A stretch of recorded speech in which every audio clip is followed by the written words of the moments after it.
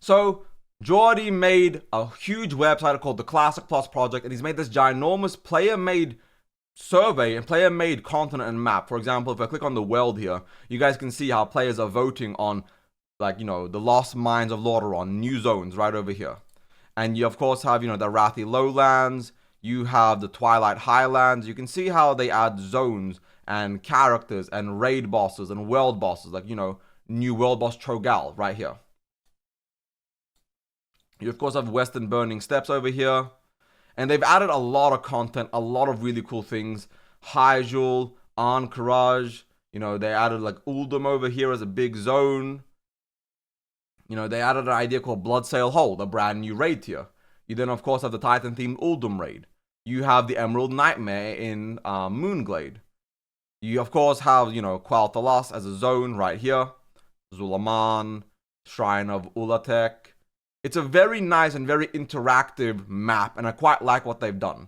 But they did a ginormous survey to go with this. So we're going to go over all of this, but we're going to start with the survey today. So we're going to take the survey, start the intro survey. Now, I'm going to very quickly hide this so I can hide my Discord, but I'll be right back. Alrighty. We are now ready to go, chat, and let's dive right into it. So the Classic Plus introduction survey. Hey there, thanks for taking time to do our survey. We'll be asking you questions in 4 sections: demographics, game systems, the world, and the player. So we're going to start off with section 1, demographics and server game time. Which faction do you usually play? I switch between both factions. I'm a troll main. I love trolls. I've always loved trolls for the longest of times. But I do play Horde or Alliance depending on, who I'm playing with, what time it is, how many re-releases, yada yada. So I don't pick on bits. I pick on flavor and community and friends. Troll would absolutely be my main, but Druid is my main class. But, like, I love, Troll Druid. Trolls are my favorite race, but Druid is my main class. So if there was no Troll Druid in Classic Plus, I would be playing a Night Elf or a Tauren. Druid. I also play Warrior, and those are the main 2 classes I play because I mostly tank, right? So we're going to leave it at that. How old are you? 26 to 30. Like most of Classic WoW's player base, I am old as fuck. It's an aging audience. No one here is really young. How often do you play WoW each week? So I play 20 plus hours a week. Between 40 to 20 depending on the content, raid logging, etc. Like I'm a WoW streamer, content creator. So I do a lot of yapping instead of just playing. So I'm going to do 20 hours, but I play close to 40 hours on like launches of whatnot. What is your experience? 2019, Season of Mastery, Discovery. There we go. Tank is my main, but I have been known to play DPS, but I have to pick my main here. I'm going to go tank. I play NA. I've always played NA. Even Australia as an Oceania player, I still played in NA. Which of the following labels describe you? Choose as many as you feel is accurate. Completionist. I don't want to say hardcore raider, but casual raider. I can be sweaty, so I'm going to leave these 3. How likely are you to play Classic Plus? I can't wait to log in. Why on earth would you be on the server if you can't wait to log in? If so, I'd play 60 plus, no questions asked. On a scale of 1 to 10, how would you feel about Classic Plus if they changed how the game looked via Unreal Engine-esque graphics, lighting, polygon count, etc.? I mean, I wouldn't be against it, but I wouldn't necessarily be for it. So for me, it's a 5. Like, I don't really care too much. I'd be okay with newer character models. A 6 for the animations. Modern spell effects would be a 7. Modern WoW UI. The new UI is pretty good, so I would definitely go with a 9 or a 10. How would you like Blizzard to handle the server rollout?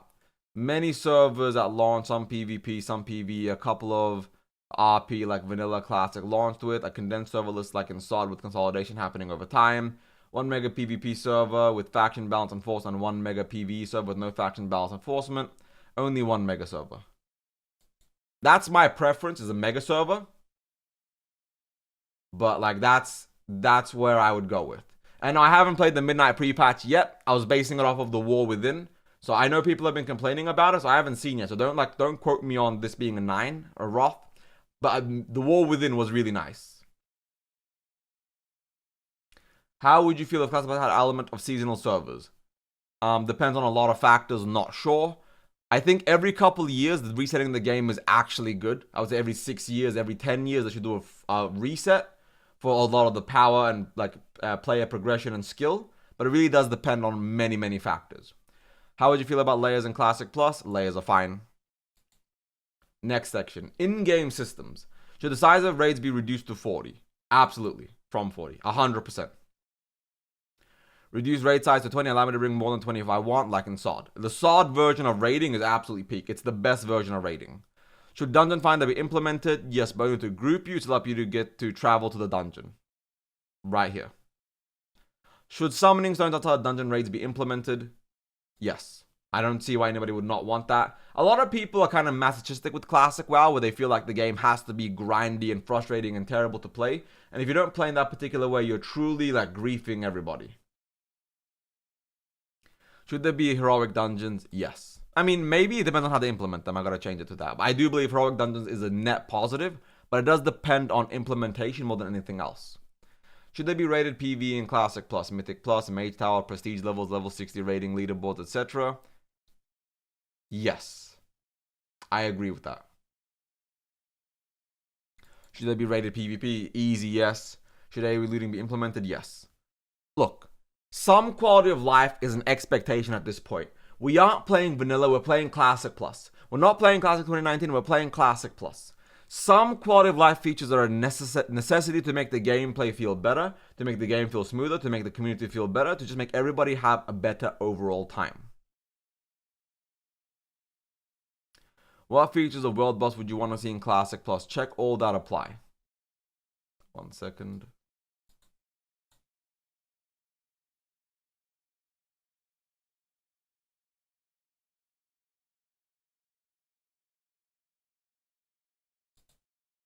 Alrighty. So you want retail with classic abilities? Yes and no. Not necessarily, but I do think some parts of Classic WoW could use a touch of retail. Very, very, very, very sprinkled on for very, very certain things. I figured out Eben rigged it for me to win the... Okay. Alright, calm down, John. Which features of World Buffs would you want to see in Classic? Let's check all that apply. No world buffs. World buffs don't belong in raids. I don't want Chrono Boon. Non-dispellable. Depends on what they mean by that. Alternate source of world buffs. That's a decent one. I don't really like world buffs. I think world buffs overall are a bad system that should be removed from the game. But that's just my personal opinion. How would you feel if Classic Plus trimmed the capabilities of add-ons and weak auras? It depends on how they implement it, because as of right now, Classic WoW is unplayable without add-ons, right? I mean, it is playable, but a lot of add-ons are a necessity. Like, the default bags are terrible. So I need a bag add-on. So, like, it depends on how they implement, like, the no add-ons and what quality of life features they add to counteract the lack of add-ons in the game. Should mount level requirements be lowered? Yes, let people get their mounts early. I think TBC's mount system is better. Level 30 should be fine. Nope, not even going to discuss the flying mounts. Yes, the guild banks. If you've ever been a GM or if you've ever played the game at all at a higher level, guild banks is a necessity. Anyone that says no to guild banks is just some regular DPS, and fuck your opinion. If you don't run a guild or you haven't been a raid leader before, your opinion is absolutely irrelevant here. Yes, I need achievements. I'm an achievement hunter. I love catching and chasing achievements. So for me, it's a yes. This one needs a thing that says depends on how it's done. Because I do think some reputations need to be changed a bit and tweaked a bit. But I don't think saying just no or yes is right. I'm going to say yes, but I think this is not a good question. How do you feel about transmog? I don't care. Give people a toggle. If you have a toggle on, just let people, for example, in this context, with the toggle, just say, yep, I see transmog. No, I don't see transmog. Easy peasy. Let both sides be happy. Should a separated collection inventory be implemented? Toys, mounts? Yes. Oh, SOD, that was so nice in SOD. I love this so much. Should Classic Plus allow GDKPs? No opinion. If they ban all the bots and they ban all the gold buyers and sellers, yes. Otherwise, no. Should level cap be increased from 60? No. Never. Let's go next. Should Classic Plus have new zones? Absolutely. It's a must-have. Whoever's voting no is not a Classic Plus fan. They're a Classic player who wants Classic with some tweaks. Play a private server for that. If yes, where in Azeroth? Anywhere in Azeroth should be good zones and good context. Savix voted no to new zones. What the fuck is Savix voting on? What? Should new content be added for leveling? Quests? Yes, of course. Should leveling be sped up? Yes, but maybe not at launch. Should there be more class-specific quests? Yes, but only to unlock spells. Like, yeah. I like class-specific quests. I think class-specific quests are nice. Should there be more epic quest lines? Oh, 100%. We need so many more epic quests. I think there should be an epic quest line every 6 months. I think by default, every 6 months there should be an epic quest line. Otherwise, I think it's kind of trolling. Which of the following best describes how you would like to see changes in Classic to old raids? And only for racials? I mean, I think there needs to be more in general. So, I'm going to change it to yes. I'm going to change it to yes, Zelensky. You know what? You have a valid point. I'm going to change it to yes. Which of the following best describes how you'd like to see changes in Classic plus old raids? Tune them as needed for any change in player power, but keep the spirit of the original raid. Here we go. Do all of the above, plus add new bosses and areas within them. Molten Core needs 1 or 2 new rings, a couple of new bosses, some new mechanics, some new loot, just across the board. Raids need to be changed a lot. This is Classic plus. It's the future of Classic. It needs to be a forever Classic, and it needs to have more things in general. Should there be new raids? Yes, proposed raids that already exist in the world, plus create some new, Scarlet Enclave, Hyjul, 2 or 3 raids in Hyjul, Karazhan Crypts, Lower Karazhan, Upper Karazhan, Grimbatol, Gilneas, Qualthalas. There's so many locations that could have raids. Zulaman, for example, could be in Classic Plus very easily. The player. Timbermoor is another good one. Handoff, absolutely an amazing one that needs to be added to the game, and it's genuinely something that's really positive and really good for the overall health and the world design. Should Classic Plus have new playable races? And if so, which one of the following categories would be acceptable? Check all that apply. Any races from future WoW expansions. New playable races that already exist in Azeroth. Like Ogres, for example, Blood Elves, Draenei. I mean, Draenei are from TBC, but, it's... like Worgen, Goblins. Things like that. Should Classic Plus have new classes? Yes, but ones we've seen, but also completely new ones. Yeah, Rune Master, Assassin, Necromancer. There's a lot of classes they could add, and specs, to be fair. Should new race class combos? Yep. So, Dwarf Shaman, Forsaken, Paladin, things like that. Troll Druid. Yes, should the Horde have Paladin and Alliance have Shamans? 100%. I'm going to go into the map right after this, EL. We're going to start with this, and we're going to go in-depth on the map and discuss the map. Should classes be reworked? Some quality of life, Warlock summoning, some new... Yeah, there we go. I'm going to say quality of life and some new spells, so both of these together. Of the following, what is the most important change needed to raid buffs in Classic Plus? You may want to pick multiple, but only pick your biggest concern. Raid buffs should cost less mana.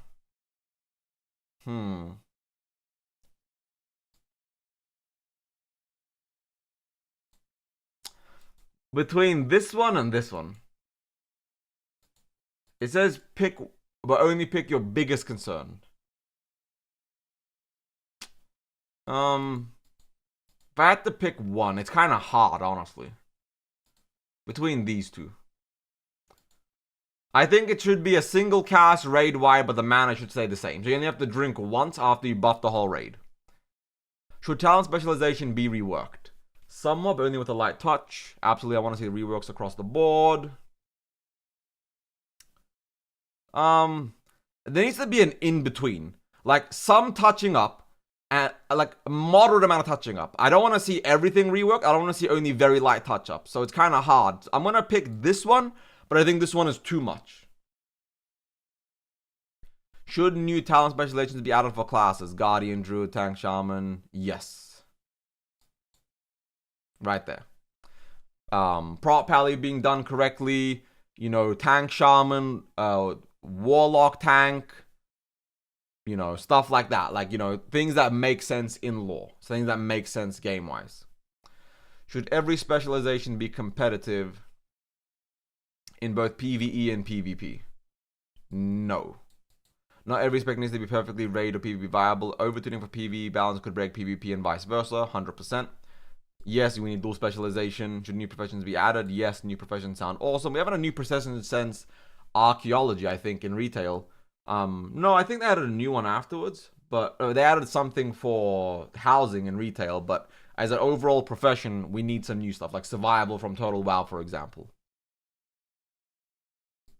Yes, make professions relevant. We 100% need professions to be relevant. Submit and the survey. So now we have 3 more surveys remaining. We have the world. So we'll do the dungeon survey first, right? Let's go on. This is a very long overall, this is a very long survey. We've only just touched onto the further in-depth parts of it. Please pick the top 3 dungeons you enjoy leveling in Classic WoW. Enjoy leveling. Shadowfang Keep is really good. I like the Scarlet, like, Monastery, but, like, I could only pick one, so I guess Armory, because, I used to play a Warrior bunch, so Warrior was really fun, and then you're getting all that gear from it, so I would say Armory or Cathedral, and Blackrock Spire. No. I enjoy the aesthetic of Blackrock Spire, I don't enjoy Blackrock Spire. SFK, Monastery. I like Uldaman. I think Uldaman's an actual fun dungeon, in my opinion. I wouldn't say it's the best leveling experience. It says enjoy leveling.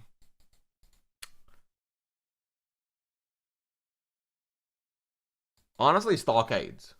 Yeah, it's about leveling. Now pick the top 3 dungeons you need major revamping in Classic WoW. Oh, very easy. Very easy.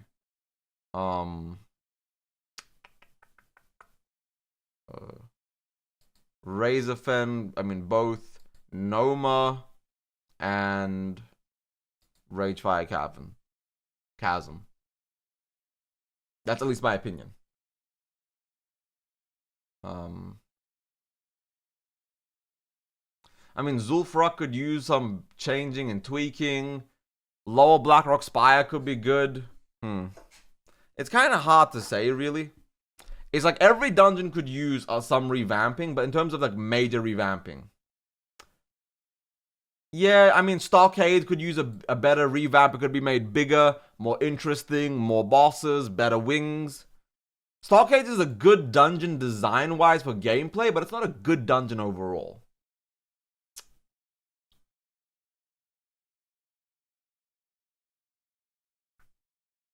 I might just leave out the Stockade. At launch, given the finite amount of developer resources, should more of it be put into creating new dungeons or improving old?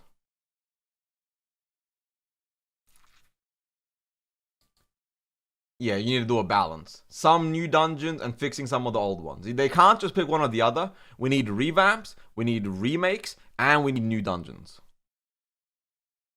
Should more open world dungeons and quests associated with be added? Think areas like Jadenar, Felwood, Stromgarden, Rathian, Darkest Vigons, and Winterspring. Open worlds are cool and make the world feel alive and full of mystery. And add lots of them. I'm 100% on board with this. We need way more of them. How do you feel about rare spawns inside dungeons?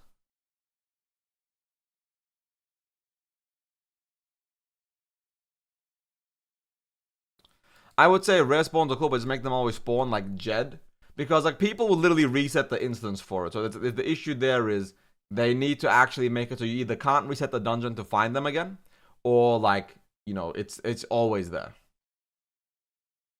How do you feel about lockout caps? It's hard because I do think lockout caps to a degree are a fun detected situation, but it also is an anti-botting measure. But I feel like an overall better anti-botting measure would just be solve the bots. Don't punish players, solve the botting issue.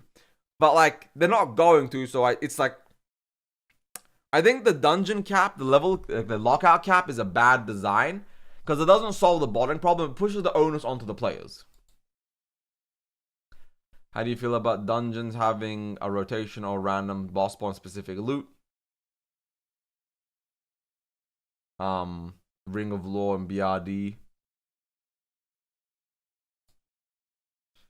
It's hard because when I was farming SGC, Savage Gladiator Chain, on my warrior, it was a genuine pain in my ass to farm it, but it felt satisfying to finally get it. But at the same time, I know it's definitely a pain in the ass for a lot of people to have to farm SGC.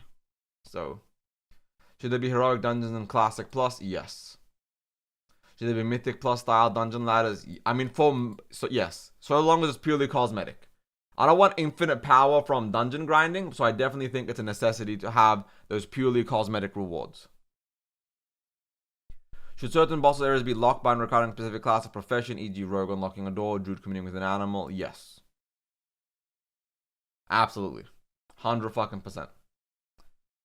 Should player power chase items be extremely low drop rate in items and dungeons, or should they only be cosmetic drops? Foul Striker, Iron for SGC. It's kind of fun to have something to chase. So, but it's like it's a very 2004 design, but it does stimulate that part of the brain that's like chase, want, chase, want. So, should there be solo challenges, Delves, Mage Tower, and Classic Plus? Yes, this content is best. Khonshu, for example, is phenomenal. So I'm 100% on board with this. I think this is like very good design overall. Yes, but it needs an in-game UI to assist forming groups. Should summoning stones outside dungeon raids be implemented? Yes, summoning stones are a nice quality of life feature. And now we are 1 out of 4 of the we are 1 out of 4 of, you know, the world. 1 out of 5 of the world. Lore. Lore is a big thing for me. Lore is incredibly important to me. It's 10. Because in vanilla WoW, the lore is the world. The open world, the questing, the NPCs, the design philosophy. Like, if you guys have quested in Tirisfal Glades, it's genuinely so good. If you've quested in Alwyn Forest, that entire storyline in Alwyn Forest, phenomenal. Like, we need way more with the world being the main character than anything else, in my personal opinion. Do you feel Classic WoW does a real good job explaining the story it's telling, conveying threats, dropping clues, establishing conclusions? Yes and no. Because you have to read. And a lot of people don't fucking read. So it's somewhat, because people would read, it's phenomenal, but people do not read. WoW Sod, Paladin, Tier 2, quest, item, story chain. What is the worst story you're aware of told in Classic WoW? The worst story? Worst story. It's kind of hard. What would be the worst quest they've done? Of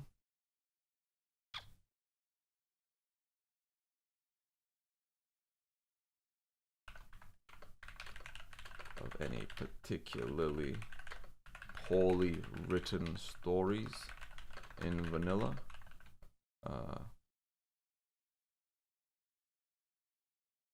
Yeah, I'm not aware of any particularly poorly written stories, so I'm gonna leave it at that.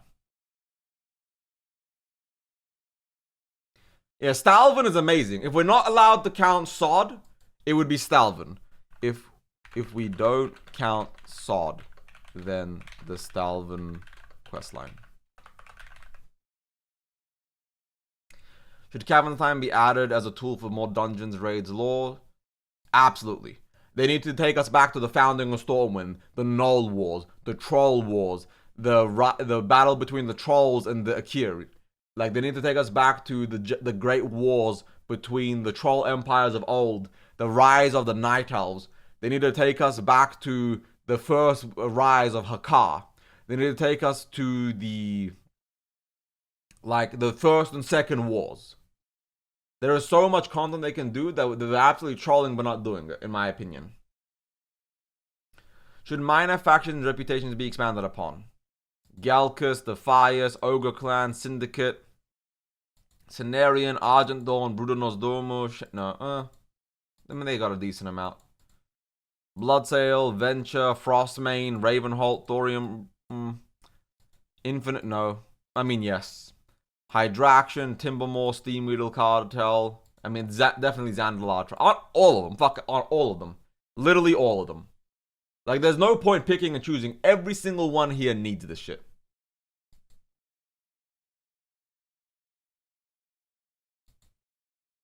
%100%. 100%. Should each phase or cluster of phases conclude a storyline before picking up a new arc? No, it's fun bouncing between different threats. I think the threat should be like minor, medium, and major. Major threats should be a focus the whole time. But I feel like we should be bouncing between the minor and the medium threats back and forth. So I think we need to bounce back and forth between like these minor and medium threats. But the major threats, like for example AQ, the gates opening, should be a focal point until it's solved. For the Zandalar tribe, I want to learn more about old Rastakhan. I want to learn more about the troll empires of old. I want to learn more about the troll gods, the troll war gods. I want to learn more about how the trolls controlled the elementals back in the day.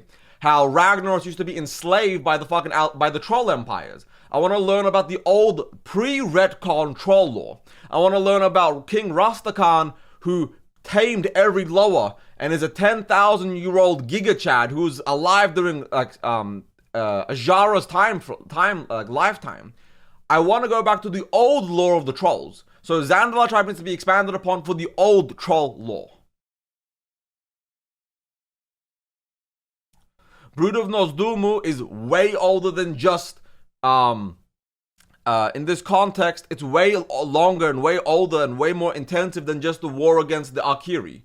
The Brood of Nozdormu is about the caverns of time, the alternate timelines, the past, the future. There is more to the Brood of Nozdormu. I mean, maybe they should call it two separate reputations. Brood of Nozdormu stays the same, and then, for example, you have the Bronze Dragonflight as a separate thing. So maybe if they split it like that, it would be fine. But the Brood of Nozdormu is a faction of the Caverns of Time, the Bronze Dragonflight. So I'm gonna actually go over what every single holy shit, Salmanacan with 10,000 bits is insane. That is absolutely insane. Thank you so much, my brother. Genuinely from the bottom of my heart, thank you so much. I really truly appreciate that. You are insane. Thank you so much. I'm glad you enjoy the content. Here to say I always love your videos on YouTube. About time I finally caught a stream live. You're an actual goat. I'm glad you enjoyed the content. Thank you so much. All I am is a Classic Plus Andy, and all I will be doing is being a Classic Plus Andy from now till the end. I can't wait to keep covering Classic Plus with all of my power and abilities. I am genuinely so excited for Classic Plus in the future. It's going to be absolutely amazing. Thank you so much. I really do appreciate that. But we're going to actually cover every reputation here. You know what? We're doing a whole segment here. I might actually clip this segment and upload to the second channel as a separate video. Well, this goes onto the main channel as a full 1 hour plus survey. So let's start from the beginning. Galcus Magrum Centaurs. I want to learn more about the Centaur clans, the rivaling hordes, the Khans and their battles with each other, the Princess Theredras. I want to learn more about the rise and the birth of the Centaur clans, how the Centaurs almost drove the Tauren to extinction, that the Centaur clans are actually massive. I think for Classic Plus, they should double the size of they should increase the size of Kalimdor. They should stretch that shit out and add more Centaur zones. Lore-wise, the Centaur Khans and the Centaur hordes are a ginormous threat. Like, the fact that the Centaurs are a minor faction forgotten about in vanilla is insane to me. The Centaurs almost drove Orgrimmar into extinction. The Centaurs are genuinely devastating as a faction that they're considered a non-factor. The Galcus and Magram should be a faction we fight together with to stop the unification of all of the Centaur clans.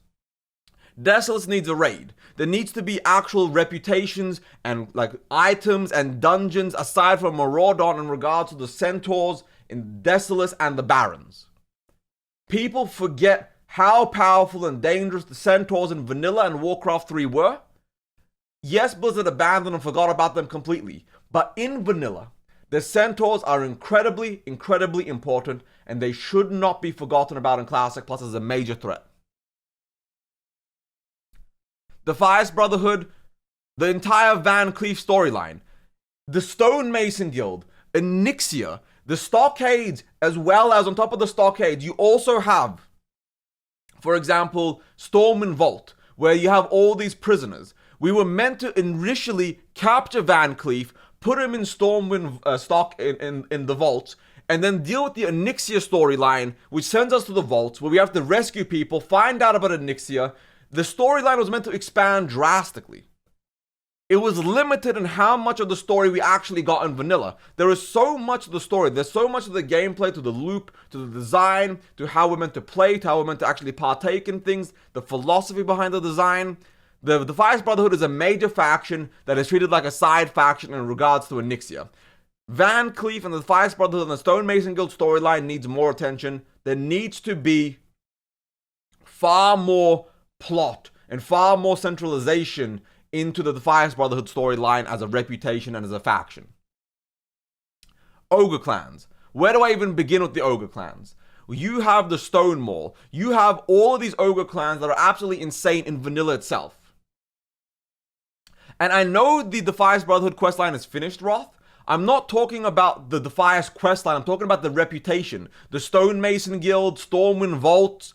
They need to be about how we rehabilitate the Defias Brotherhood, how we bring Stormwind to justice, how we actually improve the quality of life of the people of Stormwind post Onyxia. There needs to be more quest lines. The development of Westfall, fixing Westfall and developing a human town and city there, a dock or like a port city in Westfall. There are so many ways they can make the Defias Brotherhood a bigger and more important part of the world that people just disregard as, well, the story's finished. It's not. It's the beginning of the story. But the Ogre clans. Ogre should be a playable race for the Horde. There are so many interesting Ogre clans across Azeroth. You have the Ogres in Dustwallow. You have the Ogres in this context, Loch Madan. You have Ogres that are meant to be on the eastern side of where the Twilight Highlands is. You then, of course, have the Ogres in like so many other zones as well. Teneris, you have Ogres all the way in Feralis. There are so many Ogres across the world that they need to make the Ogre clans have more reputations. I think they should be, the Stonemaul Ogres should have a reputation in of themselves. The Stonemaul Ogre should be a major reputation for the Horde. The Alliance should have potentially, I don't know if the Alliance should have an Ogre reputation, but I think the Horde should have 2 or 3 reputations for Ogres. I think we should have more Ogre clans and an Ogre dungeon and like Ogre reputations to be grinding and playing and enjoying. They're a forgotten race that are meant to be one of the core fundamental races for the players in general. The Syndicate, much like the Defias Brotherhood, the Syndicate is like, you know, a faction that has way more story that we'd never get to explore. The Syndicate, Ravenholt, and the Bloodsail Buccaneers are 3 factions that need to be expanded upon drastically. The Syndicate needs to be more assassin-y, more, you know, well, similar to the Bloodsail Buccaneers, right? It's a criminal faction, a criminal enterprise. There needs to be more storylines. It should start at negative or hated, and you should work your way towards it. So the Syndicate should be the opposite of maybe the Defias Brotherhood. Or maybe they should be the opposite of, I'm not sure which faction here they should be the opposite of. But like, because, you know, Bloodsail and Steamweedle, opposites of each other. Or Venture Co, like all the Goblin cartels hate the Bloodsails. So like there should be like an opposite of the Syndicate here. Cenarian Circle. We need the Emerald Dream. Hyjal. We need to talk about, adding more Druid races. For example, maybe as a new race, the Alliance gets, let me see, like Worgen Druids, right? Or for example, the Horde getting Troll Druids. Cenarian Circle should be expanded upon and actually truly and absolutely improve the world, the quality of the world, the characters in the world. So the Cenarian Circle is a major reputation that needs more love. Maybe not at launch, but eventually with Hyjal and the Emerald Dream and other zones and locations like that. Argent Dawn, need more be said. Scarlet Enclave. You have the rebuilding of Lordaeron. You have the Scarlet Crusade they're dealing with, so the combat and faction like balance and dynamic between those.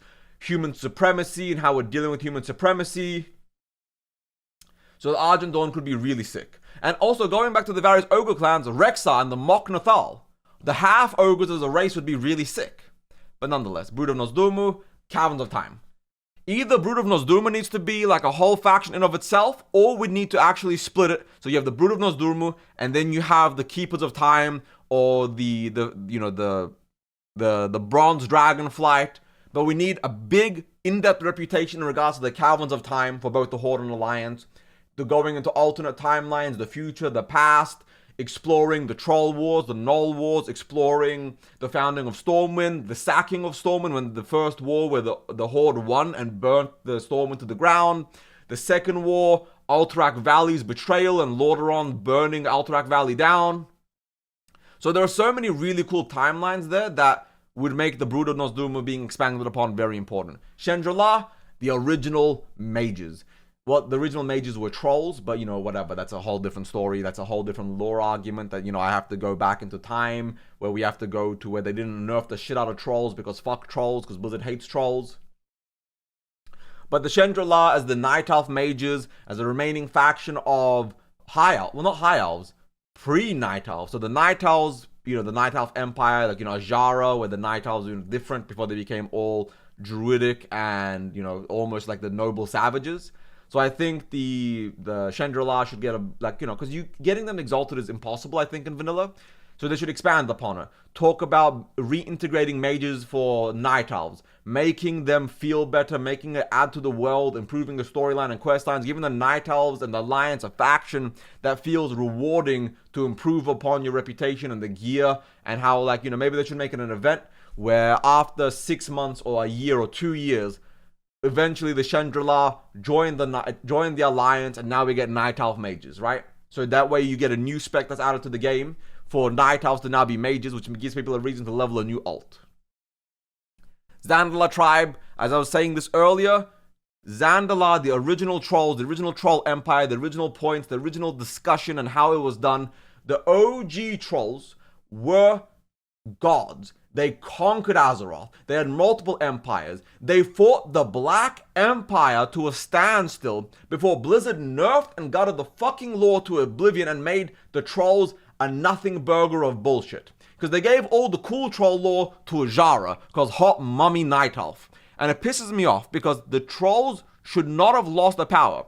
Rastakhan, when originally introduced, was a 10,000-year-old god king who forced the lower to submit to him and was god emperor. He is a forest troll. He's not even a Zandalari. He conquered them by his virtuous power. Virtue is not the right word. By his power and his will. And they changed what he is. He just died so they can make Talanji a main character, and they nerfed the shit out of everything about the Zandalari being cool. The Zandalari saw the Cataclysm happen, made a shield around Zandalar, and ignored it. Well, no, they didn't make a shield around Zandalar during Cataclysm. They made a shield around Zandalar mountain ranges during the Sundering back 10,000 years ago, yada yada. So I want them to go back and expand upon the old troll lore in the Zandalar tribe reputation.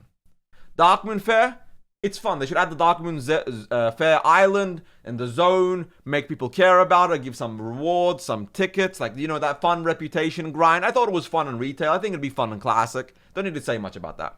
Bloodsail Buccaneers, you should be hated by, you know, the Fires Brotherhood, the Syndicate. You should be hated by the Steamweedle Cartel and all the Goblin cartels. So they should absolutely expand upon Bloodsail Buccaneers. Make rogues have reputations that they want to pursue. And, like, make it, like, you know, some cool cosmetics, some cool mounts, some cool things. The Bloodsail Buccaneers is sick. Make it difficult. The Exalted, you know, the insane achievement should still be there. But make people want to actually achieve this. And that is what I was trying to say, Eel. You're correct. By the virtue of his power alone, he conquered. Thank you. So the Bloodsail Buccaneers, I think, is huge and really good. So I like the idea. Same thing with VentureCo and Steamweedle Cartel. Those Goblin cartels, you know, these shitty corporations, right? Bloodsail, Venture, Syndicate, Defiance, Brotherhood should be expanded upon. Shitty, negative factions should still have reputations you can grind and work towards to add quality and substance to the game, to the quality of what kind of content you can grind towards. Make your own content, make your own goals, make your own achievements, but work on it. Frostmane Trolls, another Horde faction. The Horde faction here should be in that zone between south of Dunmorrow and north of Alwyn. That zone there. Western, in this context, Blackrock Mountain, there should be a troll hub, troll factions, troll NPCs. They should really expand upon that and add more flavor there. I think it would be really good and interesting overall. So I think Frostmane Trolls being a Horde reputation is a good thing. Same thing with the Trolls retaking Jintha lore, right? That would be really positive. That Horde reputation there. This is just, they haven't even covered every reputation they could add to the game, just some of the bigger ones. Thorium Brotherhood has a lot of lore and reputation rewards already. They don't really need to rework them a lot, but the rebuilding of a Dark Iron City to be pro-alliance, reintegration into the Dwarven Empire. Same thing with the Wildhammer dwarves. The Alliance need more reputations and more dwarf factions around the world as well. Yeah, thank you. The Battle for Jintha lore. That's a good one, Padre. Exactly what I'm saying. Infinite Dragonflight, same thing as the Keepers of Time or the Bronze Dragonflight. A negative faction against the opposite of the Keepers of Time. So if you get the Infinite Dragonflight maxed out, the Brood of Nozdormu and the Keepers of Time hate you. And it should be like you're trying to change the future. You're trying to change time. You're trying to make time different. Make the world different. And I think that would be absolute goddamn peak. And it's the 29th, Dirty. The 29th is the roadmap. Hydraction Waterlords need to say more elemental stories, more elemental quest lines, more elemental conversation pieces, whatever. Not just the Hydraction Waterlords and talking about Neptune and all of these positive reputations that deal against the negative reputations. The Fire Elementals is a negative rep. The Earth Elementals is a negative reputation. So they need to have positive reputations for the Horde and Alliance that are expanded upon. Better gear, more rewards, more reasons. The Hydraction Waterlords should matter past Molten Core. Timbermoor Hold, need I say more? Timbermoor Hold as a raid, Timbermoor Hold as a zone and location, a subterranean one. You have Ajara Crater, you have the underwater dungeon in Ajara. The Timbermoor Hold reputation should have so many things right here that add, expand, and truly delve into the world, the characters, the segments. It is genuinely an important, interesting, and exciting part of the world that has not been touched upon or expanded upon. And then Steam Weedle Cartel. I think the Goblin Cartels need more work, more love, more attention. And this also ties into things like, for example, Kulturas, Tolbarad, Zuldar, Baelor, Crestfall. All of these islands off the coast of the wetlands, Gilneas, Hillsbrad, like Galidia and chat saying, and those were planned to be in the map, they need reputations. So Kulturas needs a reputation, Tolbrad needs a reputation, Zuldar needs a reputation, Baelor and Crestfall needs a reputation, Gilneas needs a reputation, Wetlands and Hillsbrad need to be expanded upon with more reputations and zones and dungeons and raids. There's so many things that they haven't even added to this list so far. And I'm still going through the survey, right? So we still have time, but it's just something I want to talk about here. But that's all the reputations. So I'm going to make this a separate video, this reputation segment, upload to the second channel. But this whole survey is our main channel video so far still. It is important to you if the story told and classifies leads from face to face in a cohesive. I already answered that, right? Which of the following major villains and enemies in WoW would you consider have a compelling story? Hogger, Emperor Dagon Thorician, Hakar, Nixia, Mama Nixia. Mwah. Ragnaros, Nefarian, Azure, maximum 5. Only 5, so I gotta pick the 5 most interesting ones. Okay. Arthas Menethil, Tichondrius, Illidan Stormrage, Kil'jaeden. Oh, fuck. This is hard. Shit.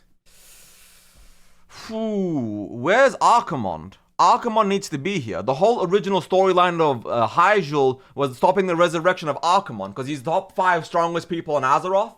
Archimonde can solo the Alliance Horde put together. Archimonde can kill an old god. Old lore, Archimonde did kill an old god. Archimonde has gone to planets and killed old gods in 1v1s, hand by hand. Archimonde is one of the strongest characters in the entire lore. Archimonde can solo the Scourge. That's how powerful Archimonde and Kil'jaeden were meant to be. They really fucked up the lore in retail. I gotta be real, they truly fucked up the lore in retail to make raid bosses killable. Which of the following major villains? This is a very, very hard one, guys. I gotta be real here. This is actually very hard. This is very, very difficult for me to truly pick here. Kael'thas is insane. Vash is insane. Kel'Thuzad is incredibly important. Van Cleef is so important to the lore. There's the Stonemason Guild. Fuck. I'm gonna leave it here, but I'm kind of like, the lore needs to be the original lore, the original characters, the original intentions. Old Zandalar, old Legion, old gods before they were known and not mysterious anymore. The world, the villains, the heroes, the compelling stories of Warcraft 1, 2, 3, and Vanilla need to be prioritized. How do you feel about your leveling cadence? It's too slow. I'd want supposed to speed up leveling to get the end game activities faster. I'd say about this. This is absolutely false. Whoever votes on this, absolutely fucking trolling. What do you mean 200 plus hours to level to max? Absolutely insane. Asinine and insane.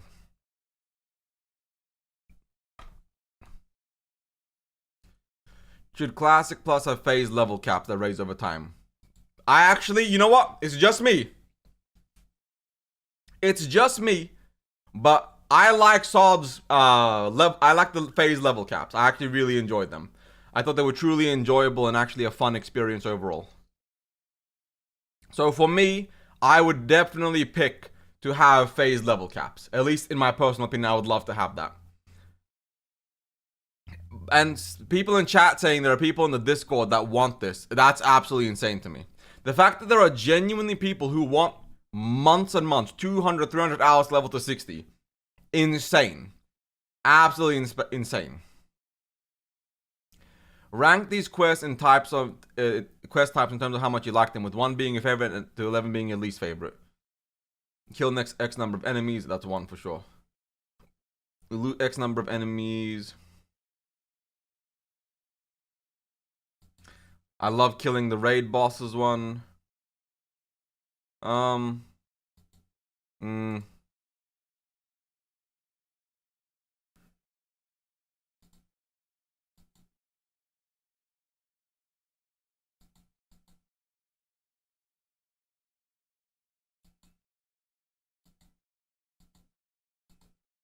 Yeah, no, wait. Yeah, escort NPC quests are 1 billion% the single worst fucking quest known to mankind. Anyone that enjoys escort quests, no offense, but if you actually unironically enjoy escort quests, you are a savage. You are absolutely a savage who lacks civilization in your life. Escort quests are the singular worst goddamn fucking thing known to mankind. I hate escort quests. Absolutely hate them.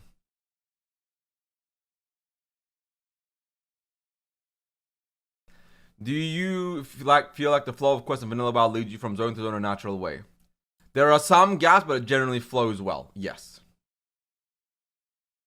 I think the gaps are overall the big issue with it. Not that they're even bad, but it's like, for Classic Plus, we need like 5 or 6 new little zones or new questing hubs to make the leveling experience a little smoother. The thing about TBC is that it makes leveling smoother by giving more experience in some spots to make up for the overall lack of XP in the world. So I think overall, I have no major qualms with the... there being like... my major qualm is that there are some gaps, but generally it flows well. So the world is overall designed well. There needs to be better XP or some more quests in each zone. Should there be more quest hubs than existing zones? Oh yes, please. Add so many quest hubs. So many quest hubs. We need a shit ton of quest hubs. So many of them. How do you feel about puzzle quests that are more complicated to complete than kill 10 boss, e.g. Captain Santa's Hidden Treasure? A few here or there is fine, just don't add it too often. I agree with that. I think the overall quest cadence is fine. Just don't add too many of them, because I feel like if they add too many of them, it's going to actually like hinder the flow and smoothness of the game overall. At least that's my opinion. At least that's my opinion. How do you feel about repeatable quests in general? Repeat turn-ins, dailies. I'm leaving it right here. I see the overall value of these quests. They don't like give significant player power, but they give enough like to allow the Swedish players to grind things forever. Like having dailies isn't bad if done right. Cosmetic, for fun, just an enjoyable activity. Should there be daily, weekly world quests? No, the way retail does WoW, WoW does world quests will not fit in with. Yeah, absolutely not.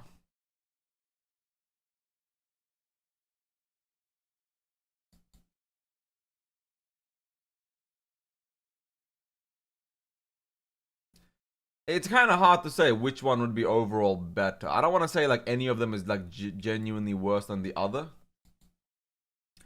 But it's hard to say. I'm looking at my DMs. I don't see anything.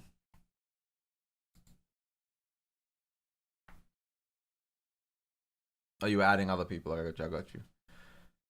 Should every class get more class quests on top of the already existing ones?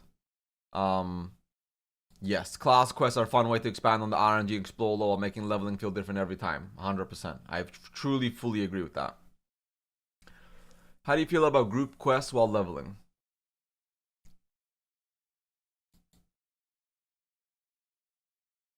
It's in between this. I feel like we need more of them, but not so many that it actually hinders the flow of the leveling and world experience. Should quest reward gear be buffed? Yes, most quest rewards should be an upgrade as I level.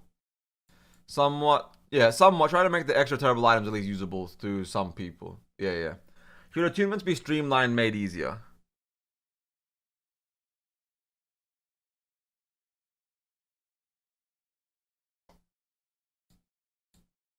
I agree with this thing.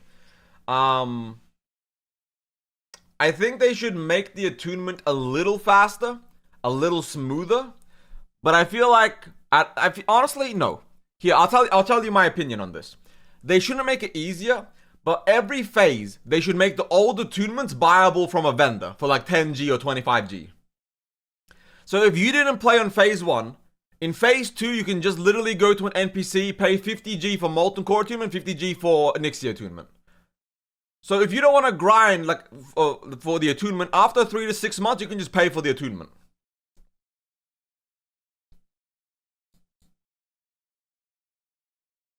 I agree with making attunements, doing it over and over feels really bad, especially on alt. It feels so bad on alts, guys. Genuinely so bad. I kind of like the idea of prestige levels, but I need to hear more about it before I say anything. I can't dismiss it as is, but I don't want to say it's amazing as is.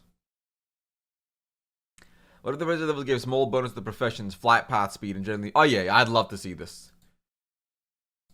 I actually talked about this where I think prestige levels, you should have like 25 or 50 prestige levels. And, you know, you can put like 1% faster travel. You can put like, 0.5% chance, a higher chance. For example, I don't know. Let's see what you could get. They should make it obscenely difficult. Per prestige level should take you, like, one prestige level should take you 30 hours to 40 hours of gaming. It should give 0 player power. 0 player power. It should make your life a little fun, a little more like rewarding for grinding towards something. Heirlooms are 50-50. I don't want to say no heirlooms. I don't want to say amazing heirlooms, but I have more than just no opinion. I'm going to go with yes to heirlooms, but it needs to be designed in a specific way.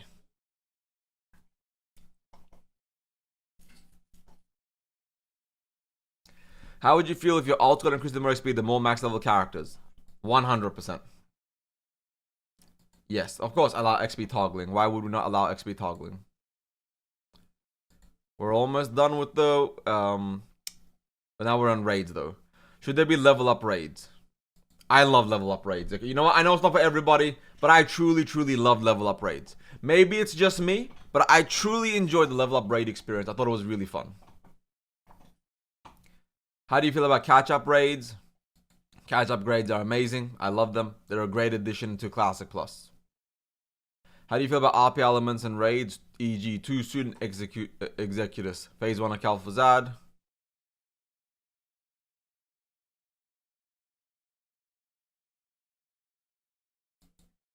Yeah, I sure it's annoying. Sure it's a pain in the ass. Sure waiting 60 seconds to start a fight is kind of annoying. But it's classic.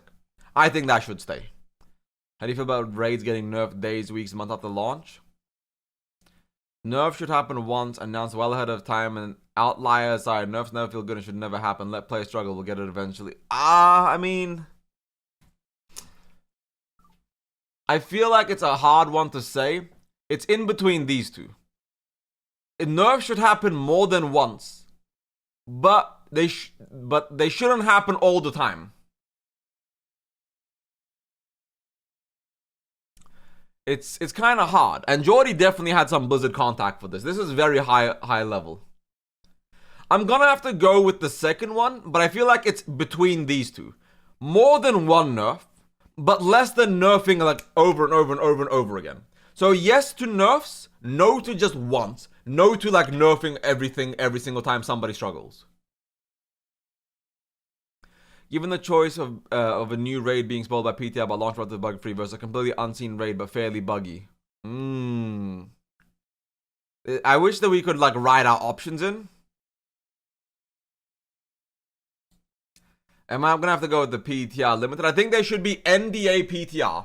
So certain people can sign an NDA and PTR the raid, so they can test the mechanics and the boss. So certain guilds are NDA raid teams who raid like, you know, the content for testing and purposes, and it would help the game a lot. So they still get the testing, and we still get the non-PTR like spoilers. Rank your ideal raid size.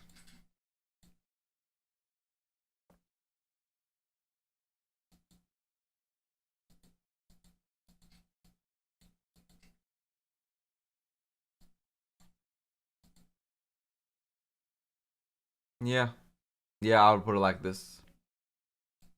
See, even 25 mana is better than 30 actually.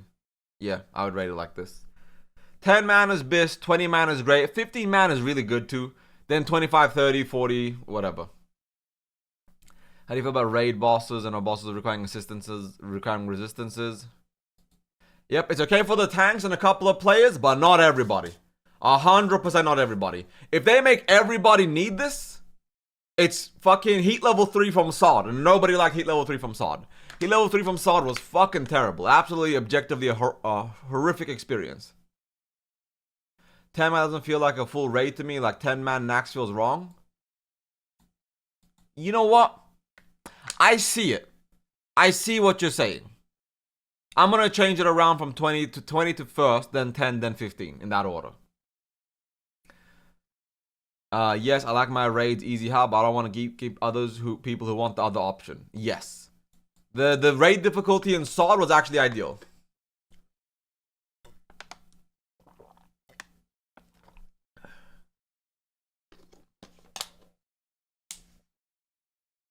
How would you want the difficulty of raids in Classic Plus to be? Keep them about as hard or even easier than Classic. Difficulty should be as hard as some of the raids were in SOD. Tough for some, easy for others, but definitely harder than the originals. Yeah. In between these two. If there were different difficulties, how should the loot differ? More loot drops per boss. That's it. Cosmetically different. Cosmetically different and more loot per boss. That's it. Should cooldowns reset in raids after a wipe successful kill? Yes, have them reset so I don't have to wait between. Yep, I honestly, it's the only retail feature I really want in Classic is letting Death Wish fucking rip and then having a backup if you fucking wipe. I think having your cooldowns reset is kind of like makes the raids fun and lets people be more creative and have more fun in the raiding scene. Maybe I'm wrong though. Maybe I'm wrong. Y'all could tell me. Maybe I'm wrong.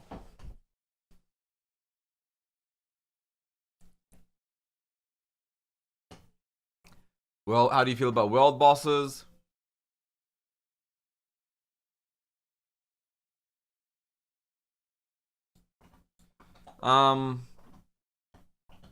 How, yeah, they should be changed. How do you want world bosses to look in Classic Plus?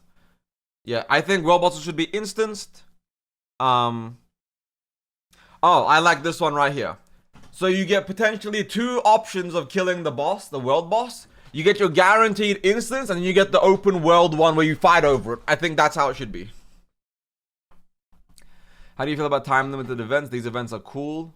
I like these events and hours they create. They should last at least longer than 10 hours, even a couple of days, so I have time to engage with them. Yeah, I agree with this one right here. The events are part of Classic. The events are what makes Classic's world feel so alive and so amazing. So I'm definitely all for Classic WoW having way more AQ40 style events. The AQ Gate event was one of the best events WoW has ever done. And I'll die on that hill. How do you feel about quests that require to enter multiple raids? Thunder Fury requiring MC Blackwing Lair. Yeah, I mean for Thunder Fury or Atiesh, absolutely. Like, come on. This is the legendary items in the game. It should take multiple high-level raid teams doing activities in a raid to get your BIS for the entire fucking lifetime, or at least for 5, 6, 4 years. I think, like, absolutely these kind of, like, Thunder Fury, Atiesh type weapons need to have, like, a long-term, like, difficult experience to get. How do you feel about bosses cycling each week or mechanics changing over time? Nope. Keep the same bosses every week. Some variety is fun, but changing it drastically is a step too far.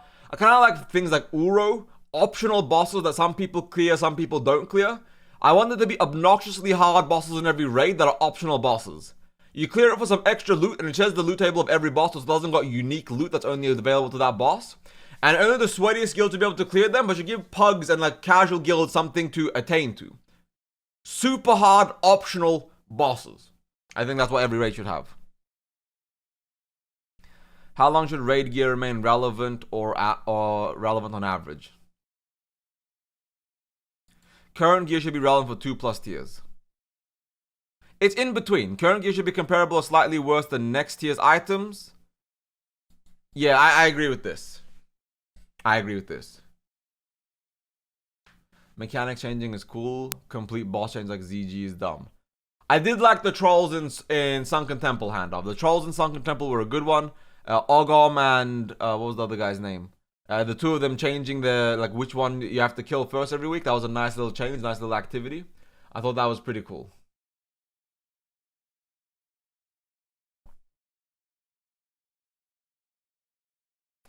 Should the phase schedule and Classic Plus reorder the raid release original schedule? Yes. Give me a new phase schedule to experience, please. Should Classic Plus allow GDKPs?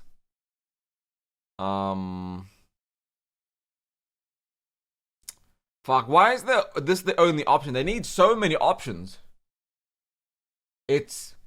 I don't want GDKPs. The only way I want GDKPs is if they ban every gold buyer and they actually solve the botting issue. If they don't do that, I don't want it. Simple is, they need to actively like ban the bots. Guys, we are so far from being finished. Zone survey. Do you want new continents? Depends if it's done well. But vanilla. Check if you'd like to see not as they launch but vanillafied. Eversong, Hyjal, Ghostlands, Isle, Azure Mist, Blood Mist, Outland, North.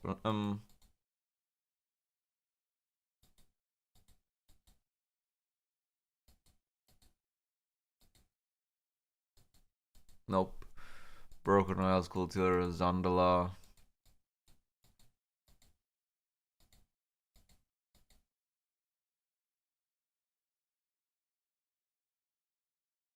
Yeah, I agree with that. I have a whole video on this. I've already covered this multiple times about all the zones they should be adding and all the different content.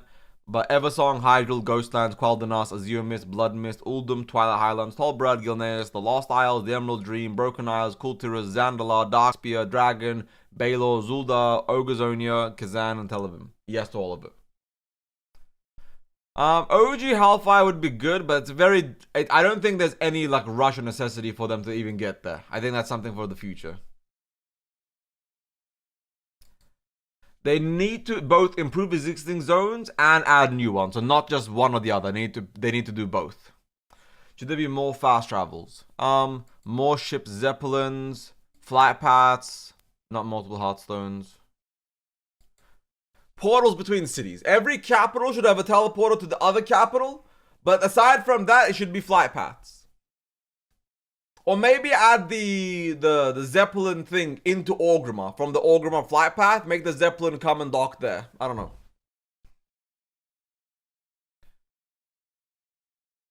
No opinion.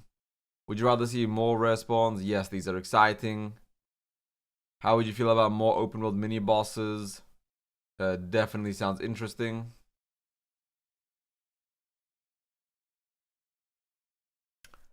I just want summoning stones from day one. I like the teleporter you could take in Sod from BB to Feralis with tied to the quest. That's a fair one.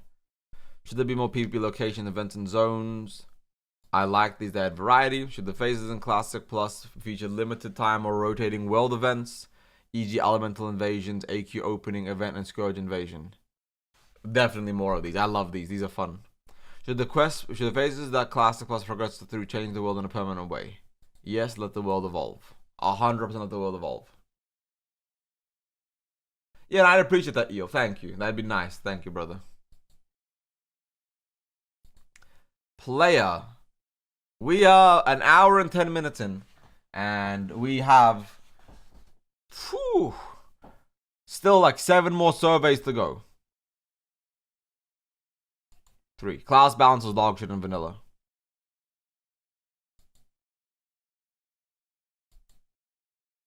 Yep, right here. This is good right here. I agree with this. 1 second, guys.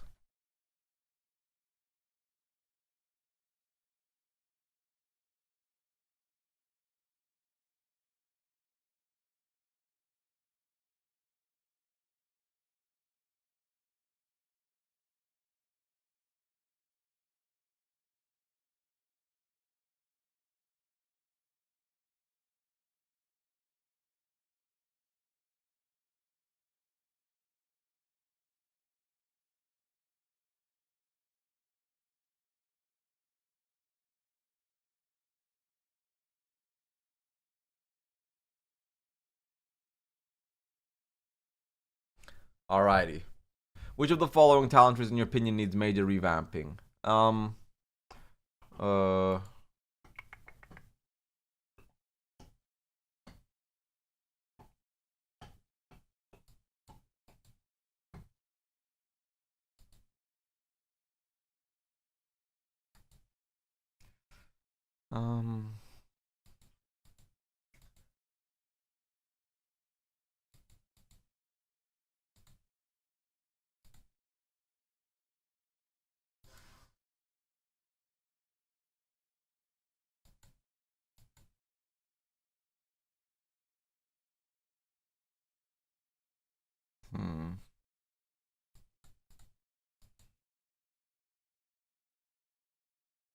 Yeah. I think that's all the classes that need major revamping. Should new roles be added for Classic Plus? Tank Shaman, Tank Warlock, Tank Paladin, Melee Hunter. Should classes receive...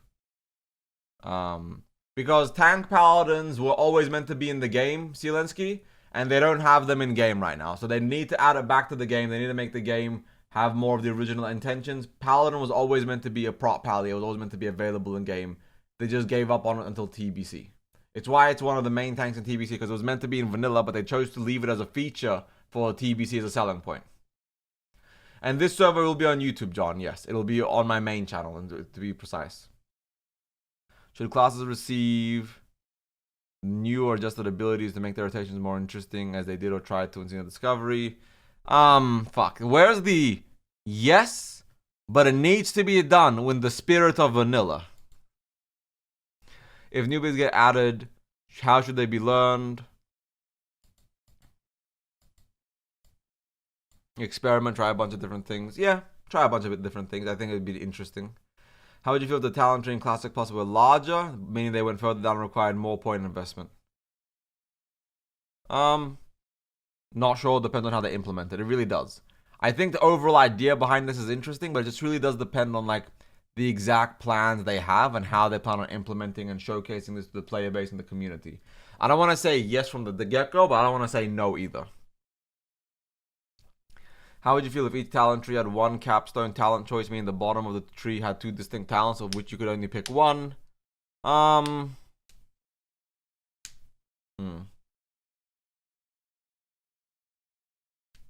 Hmm.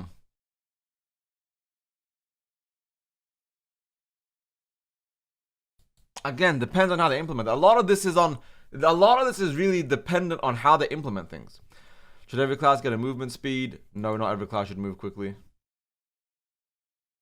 Yes, please, mass resurrection. Holy fuck. In this day and age, the convenience needs to be removed. Please. Should damage over time, heal spells be able to crit baseline for all classes? And if they make it a new talent that you can spec into, I agree with that. Should each class and class must have one spectator specific for PvP? Yeah, actually, kinda. Yeah. I'm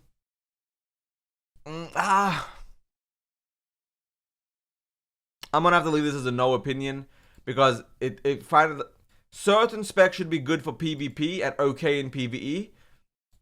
Yeah, you know what? Yeah, Arms Warrior, Shadow Priest. But Shadow Priest should be good in PvE as well, though.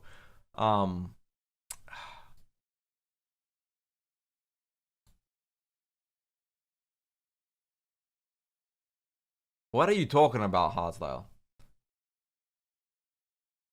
You know, I'm gonna say at least one should be. It can still be good in PvE, but it should be useful in PvP. So, Arms Warrior, Sub Rogue, Frost Mage.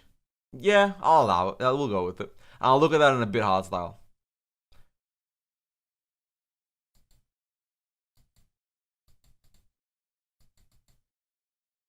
How would you rate Vanilla WoW's WoW Feral Druid PvP content 10? Raid content like a 6? 5-man like a 6? Solo content like depends on what they're doing.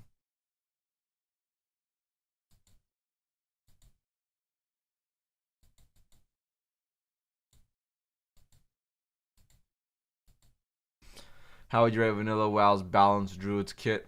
1, 8. I haven't seen a Boomkin in fucking Vanilla actually at all. I was talking about Druid in like Warsong Gulch and Arathi Basin for spinning flags, capping flag, spinning base, capping flags, etc. I don't mean like arena. I meant like they're the best flag runners. They're the best spinners. Like they can stealth there. They have kit. They can turn into bear form. So I would say definitely a 10. Definitely a 10. Drew. Should Drew get a 4th talent tree? Yes. No opinion. No, get rid of manual crowd pummel. I fucking hated farming this shit. Most dog shit item in the game.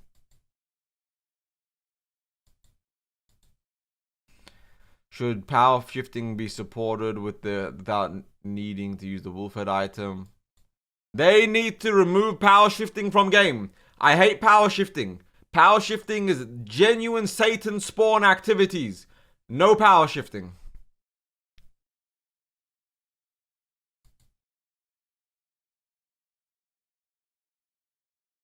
I hate power shifting. I don't care. Yes.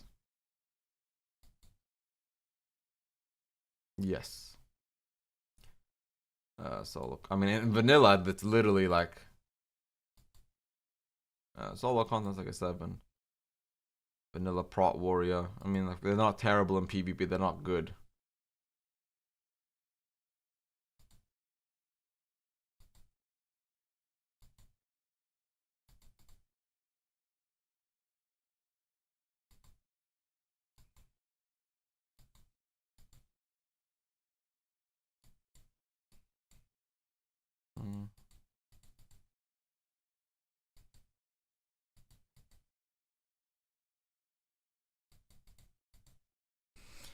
Should warrior raid generation be normalized? Yes, normalize raid generations.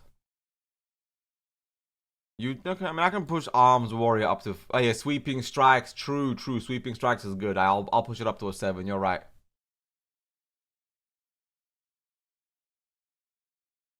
Warrior should get Titan's grip and able to dual wield two-handed weapons. No opinion. I guess for warrior like PvP mains, it'd be fun as fuck.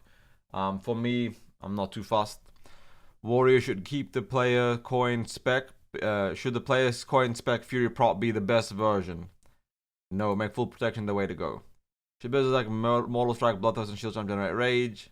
No opinion. I think maybe it depends on how else they balance warrior, right? I don't want to like talk about balance here because I need to see the full balance of a warrior before I can actually say if one ability or one combo changing really dictates how good or bad the class is. Yes, in Classic Plus, should Heroic Strike queuing be guaranteed, continue to guarantee offhand weapon at hit cap as it was in Vanilla? Yeah, leave that in. Yes, no, yes, that sounds fun. Should charge be usable in combat? No opinion. What version of stand dancing do you prefer? Mandatory for high skill play. Actually, no, for me, I simplified. Fuck it, simplify it. What should be the cooldown for recklessness? 5 minutes, fuck it. Let people have fun. Very powerful, but let people have fun. Profession surveys.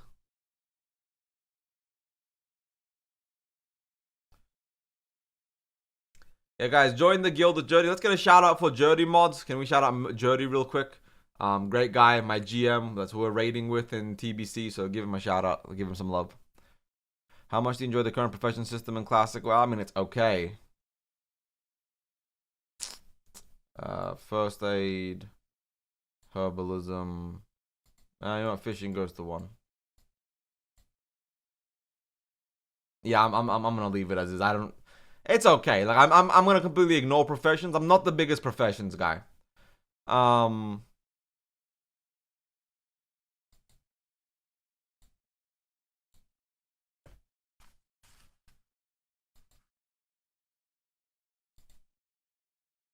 Absolutely not.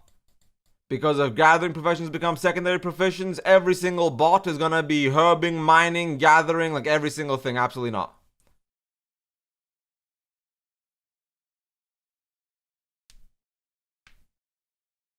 I mean, yeah, take this out. I'm not the biggest PvPer, so my PvP things should be taken with a grain of salt. Only for gathering, because you can otherwise buy all the fucking things and get a shit ton of XP. Should professions be balanced around? And yes, please. Should classifiers add professions? The dragon scale, leatherworking, yes. Tailoring, enchanting, alchemy, any new crafting positions as well. First aid and cooking. Yes. Should profession quests require that you learn the profession to complete or allow you to purchase the items?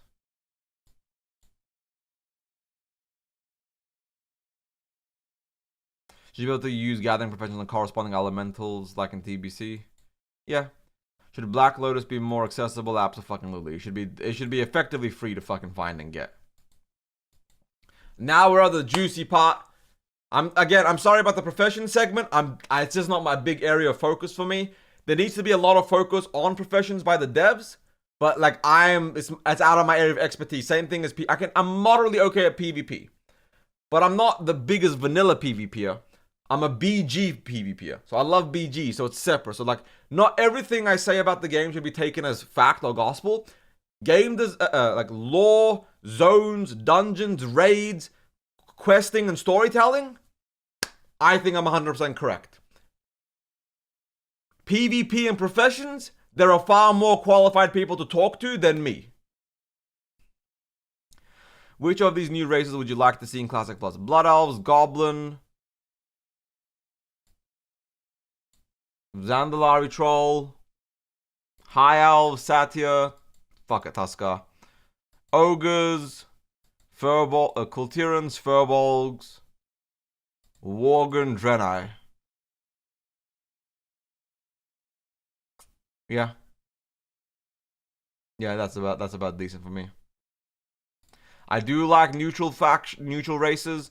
I think, for example, Tuskar should be neutral, Satyr should be alliance, High Owl should be alliance, Zandalari should be neutral, Goblin should be neutral, Blood Owl should be horde, Draenei should be alliance. Draenei should be neutral, honestly.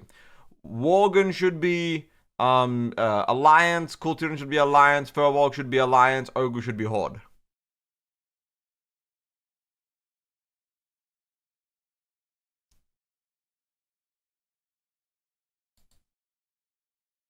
Yeah, 11 to they should at level 10 you should have to pick. So before I guess level 10.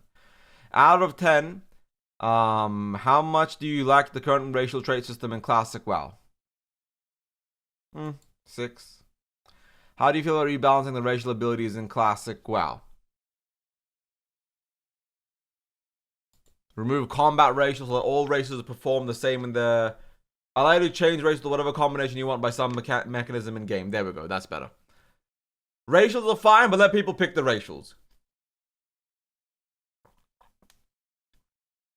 How would you feel about cross-faction play in Classic? I'll check all that apply. I think racials involve FOMO, and racials shouldn't, like, race should be cosmetic. So either you rebalance all racials or remove them so they're not relevant to high-end gameplay, or you make it so you can just pick whatever you want. How would you feel about cross-faction play in Classic? Allow it for dungeons, open world, battlegrounds, and open. There we go. And only on the PvE server. If you play PvP, you don't get this. This is only for the PvE mega server. So on the PvP server, you guys have to hate each other. On the PvE server, I want everybody grouped together. Kumbaya, love and peace. Maintain the two-faction dynamic. It's critical to the lore. Yes, keep the Horde looking like the Horde and Alliance looking like the Alliance. Should certain content like quests or dungeons be exclusive? Yes. Should the regular auction house be cross-faction? No, you can already use the neutral auction house. For a quality of life perspective, yes to regular auction house being cross-faction. Otherwise, I mean, I'm impartial. I don't care either way. Whatever. Now we are in systems. Holy shit, this is such a long survey. Jordy and his team have done such a good job here. How do you feel about gold sinks? No opinion. It just depends if they ban gold buyers and gold sellers. Otherwise, the opinion is completely irrelevant. Guild perks, consumables, cosmetics, unlocking edition, heirlooms. There we go. These classifieds have tabards. I do like the tabard system from Wrath of the Lich King. It's actually a fun system to add from Wrath of the Lich King. So based off of that, I do think it would be kind of cool. I'll do it after this hardstyle. I have to finish the survey first. Should classifieds allow you to level certain reputations beyond Exalted as a prestige level, granting additional cosmetic? Yes. I do like that. Fun side activities, fun side professions, fun side things, I think actually add to the game quite a bit. How do you feel about certain reputations being linked and choosing one prevents you from gaining reputation with the other? They are cool. Each character eye level feels different. Absolutely. Would you want to see an account bound item in Classic Plus that gives you double rep gains for everything once your one character is yes. Should Classic Plus feature additional minor reputations with very difficult grinds that grant prestige items? Blood Cell, Buccaneers, Winter Spring. These are fun and don't affect player power. Absolutely. And like I love a chat about the tablet system. Immediately as I click it, tablet system was bis. Tablet system is bad. The division in the player base is absolutely insane. What the fuck? Yeah, there we go.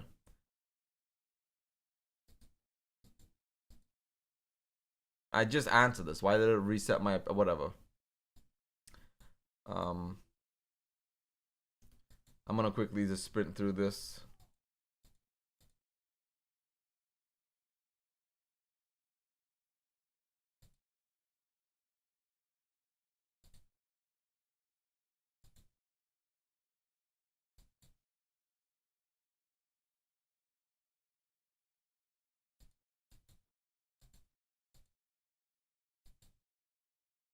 Okay, there we go. I don't know why I bugged out like that. I do agree, Roth, that the tablet system should be added later in the game. Not at launch, but like maybe say Molten Core is phase 1, Blackwing Lair is phase 2. In the AQ phase, they should add tablets for the old reputation, for the old stuff.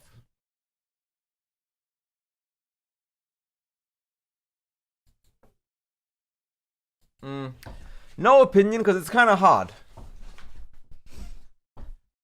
To a degree, some BIS items for PvE should be solely available from PvP, like Warsong Gulch braces. They're absolutely insane. But I'm going to say no opinion because I'm impartial either way.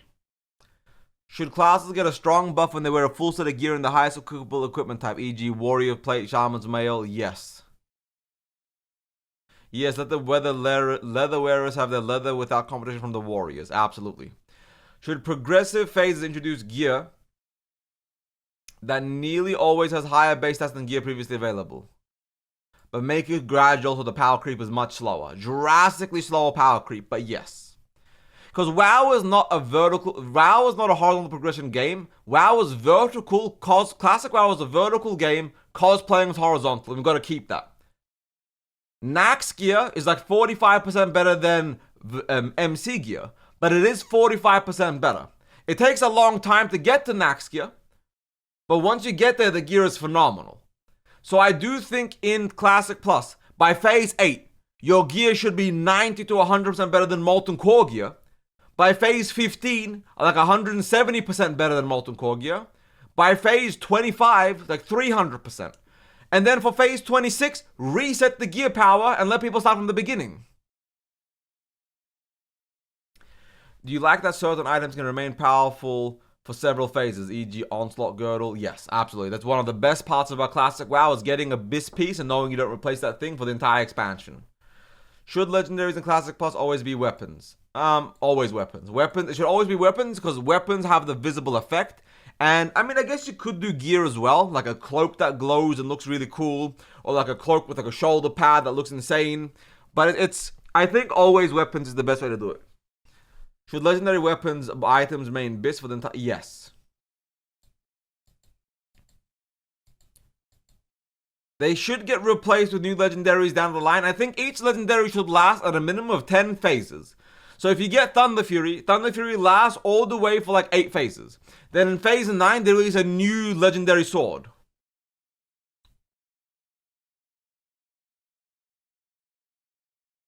To a degree, every class should eventually get access to a type of legendary. Yes, I do agree with that statement.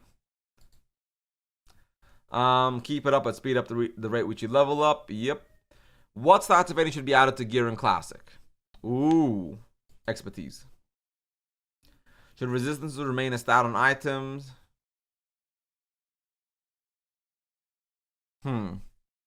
No opinion.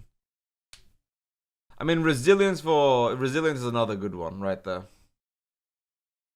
Should gear score be a relevant stat for players in Classic Plus? Yes-ish. So the reason I say yes to resilience is because PvP, if Classic Plus is forever, eventually we're going to get a lot of power. We're going to get a lot of power and it's going to make the game feel shittier and shittier when you just get one shot because everybody's got a billion goddamn power.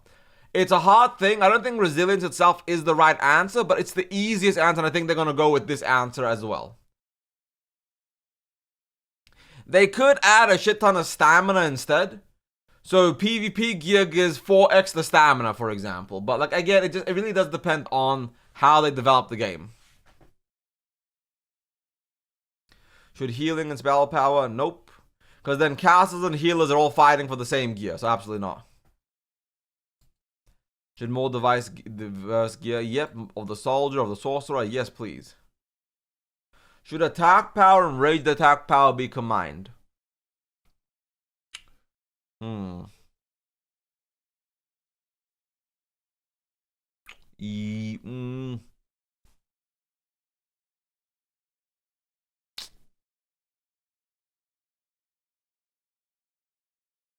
Yes. No. It's kind of hard to say. I'm gonna say no. Because then otherwise warriors and rogues will be needing on hunter fucking like bows and shit. Should the crit and hit chance be changed to a rating instead of a flat percentage? Yes. Should casters have a base that intellect is something that directly gives them spell power, like how strength gives attack power? Yes.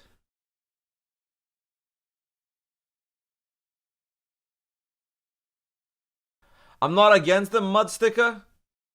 Oh, you're saying by adding the spell power healing combined. Yeah, I don't want healers rolling on a caster gear. Absolutely not to reforging. Fuck no. Damn, almost an hour and a half. Surveys mechanics. What version of layers? Layers out in the open world only, with no layers in large cities.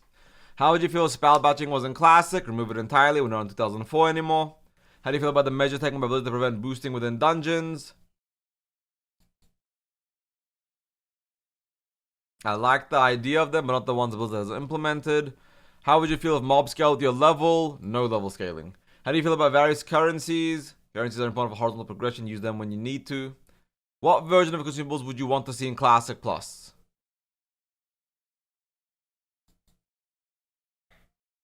I like the TBC version of consumables. Absolutely TBC version of consumables.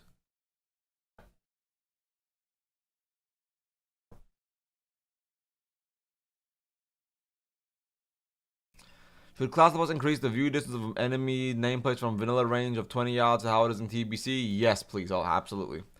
Should weapon skill remain a mechanic in Classic Plus? Yes, I already said that yes in the previous questions. And now the PvP survey, guys. The one where I don't know what the fuck I'm talking about. Should there be a war mode in Classic Plus? I think war mode is the future. I think a lot of people would actually like it in the long term, but I know a lot of classic players will die on the hill saying no war mode, make the choice on server selection PvP versus PvE. So I'm going to pick this one because I think my opinion is irrelevant and I don't want to force my opinion down people's throats. I don't want to force my opinion down people's throats, so I'm going to pick this one because I think this is what the majority actually wants. The original, terrible. Absolutely dog shit. I did it in 2019 and 2020. I fucking hate it. I wouldn't wish it upon my worst enemy. Remove the weekly rank system. Honor goes up, rank goes up, rank request set amount as soon as you reach you. Ooh, that could throw the entire system out and go back to the drawing board, honestly. Fuck it. Throw out the entire system and go back to the drawing board. How would you feel if rank was uncapped, where upon hitting max rank you could continue the prestige but gain additional power? Depends on implementation. Like rank 15, where the most honor earned per week means you're rank 15, so you're the champion of the alliance, yada yada. Could be cool. I do want Arena and Classic Plus. I want to see 2v2, 3v3, and 5v5. I want to see 1v1 arena ranked dueling system, and I want to gamble in game. So I want to add a full gambling thing where I can rig fights and make millions of gold on rigged fights. Bobka is on the field versus Zenruki. Venruki. And we are going to witness the most epic PvP fight of all time. And in the mean side, I slip Bobka 10,000 G to throw the fight. And everyone's bidding on Bobka. And then I bet on Venruki. And I take home like 200,000 gold. The illegal activities we could pull off with gambling in a PvP 1v1 duel system.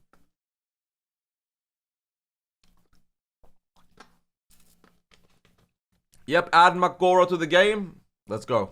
Hardcore servers only though. Which of the following would you want to see on a PvP gear?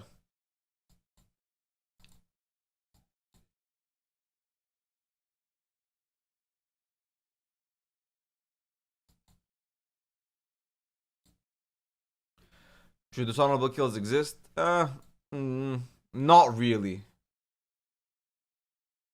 Not really. I'm gonna say I don't think this honorable kill should exist, guys. Why is that song playing? I like the song. It's what it is. How important is it that Blizzard adds a new Battlegrounds 10? Ajara Crater. I forget the island's name, but Tal'Drisol was originally a PvP battleground between the Horde and the Alliance. So there's several ideas I have that Blizzard should do for more Battlegrounds. More open world PvP objectives. Rate the following. 5 out of 5. Battle for Ashenvale, I love that. Blood Moon Vale, I love that. Blackrock Eruption, no, I did not like that one.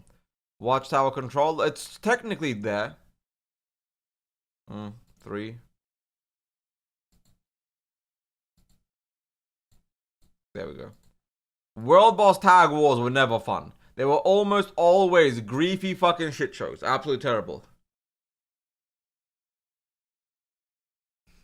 How should the following combat mechanics function in PvP? Crowd control, rework.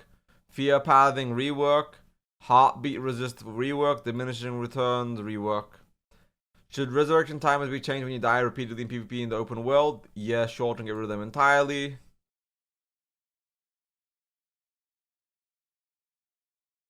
Exactly, John. Any system where your allies can grief you is gonna have your allies grief you.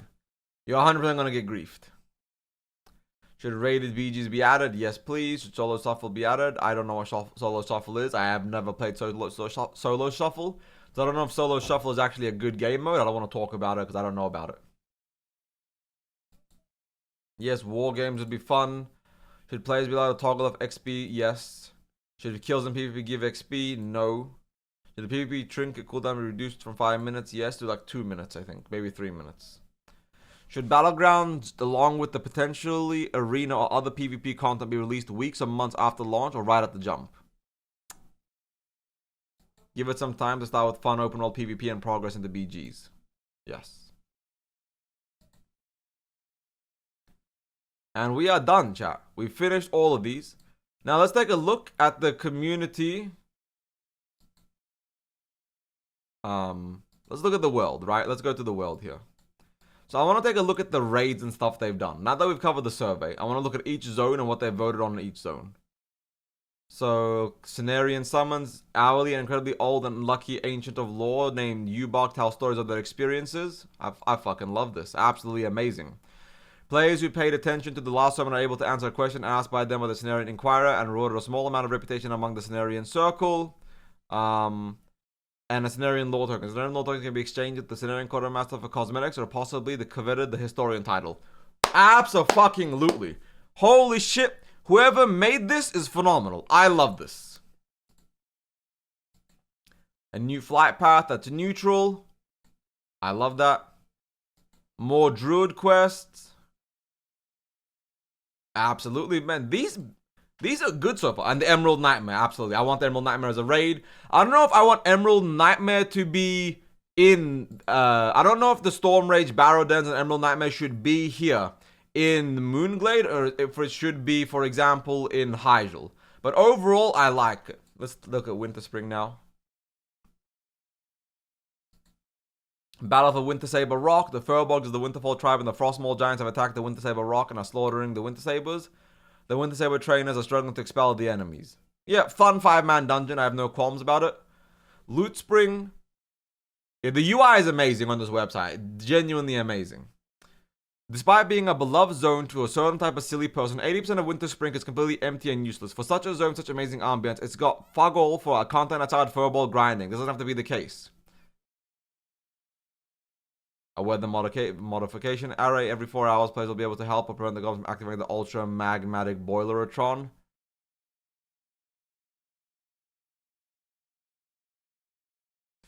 No. I like the idea. I don't like his idea. I think the Winter Spring needs... I think Winter Spring needs more content, but Loot Spring was not a good idea right there. Revamp Dark Whisper Gorge, easy. It needs to have way more content. Dark Whisper Gorge, a proper overworld dungeon. Yes, holy fuck, absolutely.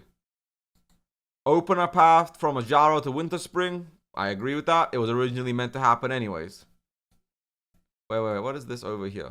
I missed these. Finish the Aranicus questline. Oh yeah, that's one of my biggest gripes with Vanilla WoW, is the amount of unfinished questlines.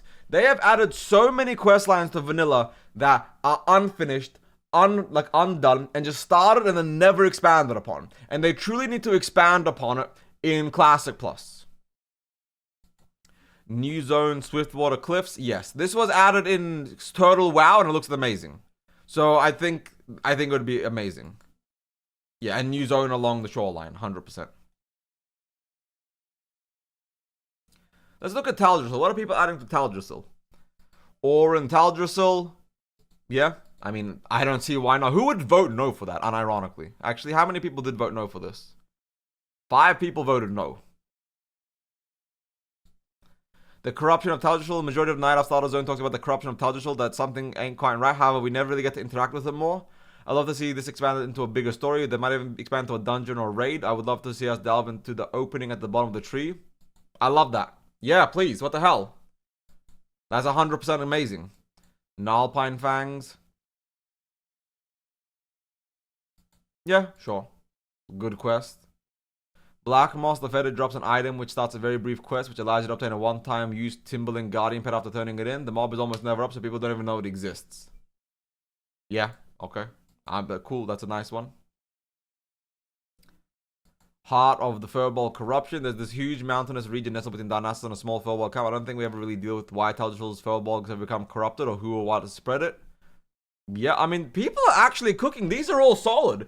And a lot of this was intended. That's the worst part, is a lot of these things here were intended. The corruption of Taldrassil, this area, the Gnarlpine quest is literally in-game. Ani Neff world buff drop in every city. Yeah, sure. Okay. If we have world buff, sure. More mailboxes and profession tools. Sure, let people have a decent time in Taldrassil.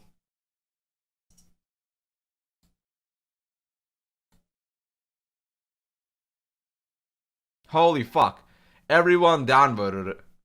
Nobody wants this. Why? I'm going to abstain from this.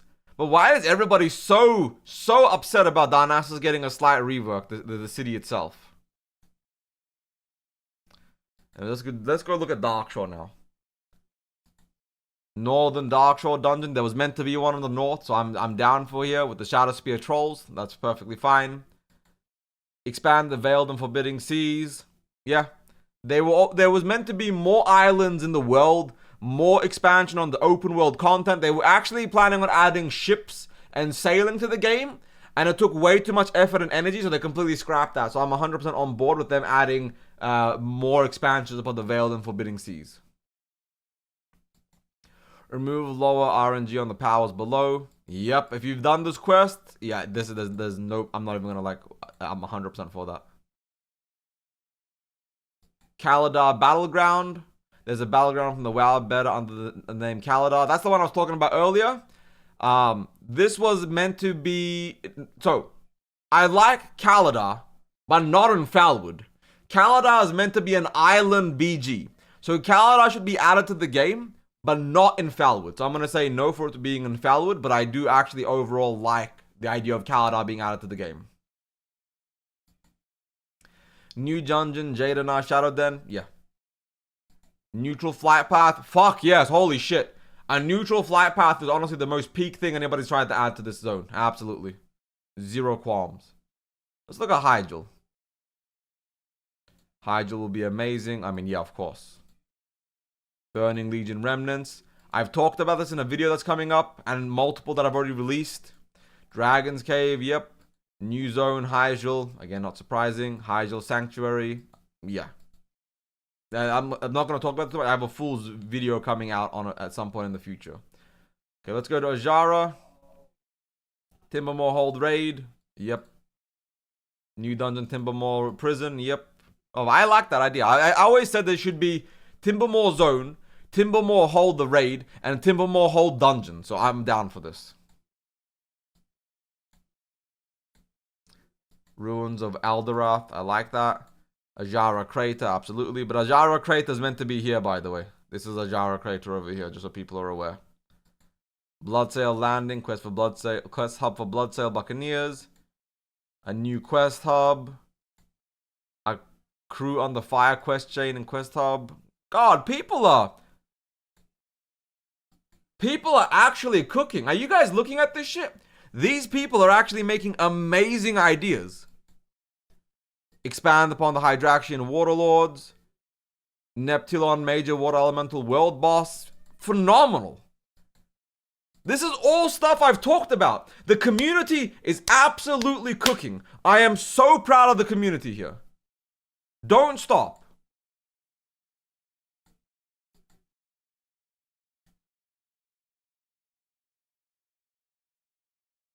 Let's look at Ashenvale. BFD quests are inconvenient. Yep. Reworking that. Flight to Zoram Strand. I like that. Alliance, Flight Path, and Quest Up, Eastern Ashenvale. Sure. Battle for Ashenvale. I love the PvP battlegrounds. I'm okay with that. War of the Satyrs need to be explained in this zone. Oh, man. About the context expansion of the Horde. Specific players are given access to new questions to uncover lore about the Satyr and Fell forces. Yep, I'm 100% for this. Re-add Demonfall Canyon from Sod. I love Demonfall Canyon, so I'm 100% okay with that. Yeah, this is good overall.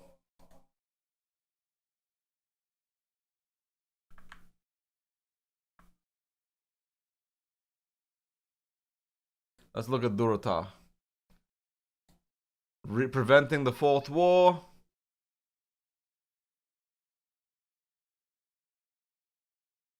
Oh, I like that. That's a really cool idea. Cataclysm, Orgrimmar is sick. Fuck no. Rexar and the boys. That's a lovely little quest right there. I like that quite a lot. Orgrimmar docks. Holy shit. Adding Orgrimmar docks to the game is peak. Retaking the Isles the right way. Vanilla's Echo Isles quest revolved around the Darkspear Trolls trying to take the island from local fauna as well as some defectors led by Zalazane. The Cataclysm launch event featured the Trolls actually taking the island back, after which it was turned into a new starting hub for Troll players. Consequence would take this in a very different direction, where there would still be world events to retake Echo Isles, albeit very different from the Cataclysm one, but it would result in the creation of a fully functional Troll city being built on the Isles. This city would feature the city's usual accommodations, plus a handful of quests for players to complete that flesh out the Darkspear Trolls as a faction. Additionally, this city can serve as the entry point into the many islands that would serve as Classic Plus content, like Telebim, Kulturus, abso-fucking-lutely. Say less, I'm in. Create starting zone for trolls and gnomes. Hot guys. Expanding upon Senjin. Oh, this is such a... I'm so in. Let's move over to the Barons though. Unlockable flight path. Yes, please. Alliance boat to Orbadine. A mountain path cut by the torrents to make accessing the crossroads and Orgrimmar easier. I'm actually for that. That's actually really nice. I have no qualms. Bloodmark hold. I like that, sure. I've always said we need more Centaur content. I've said many times that the Centaur content has been like lackluster or not utilized correctly. They truly need to expand upon the Centaur menace in actual detail. Move Mankork's wife's body 70 meters to the west.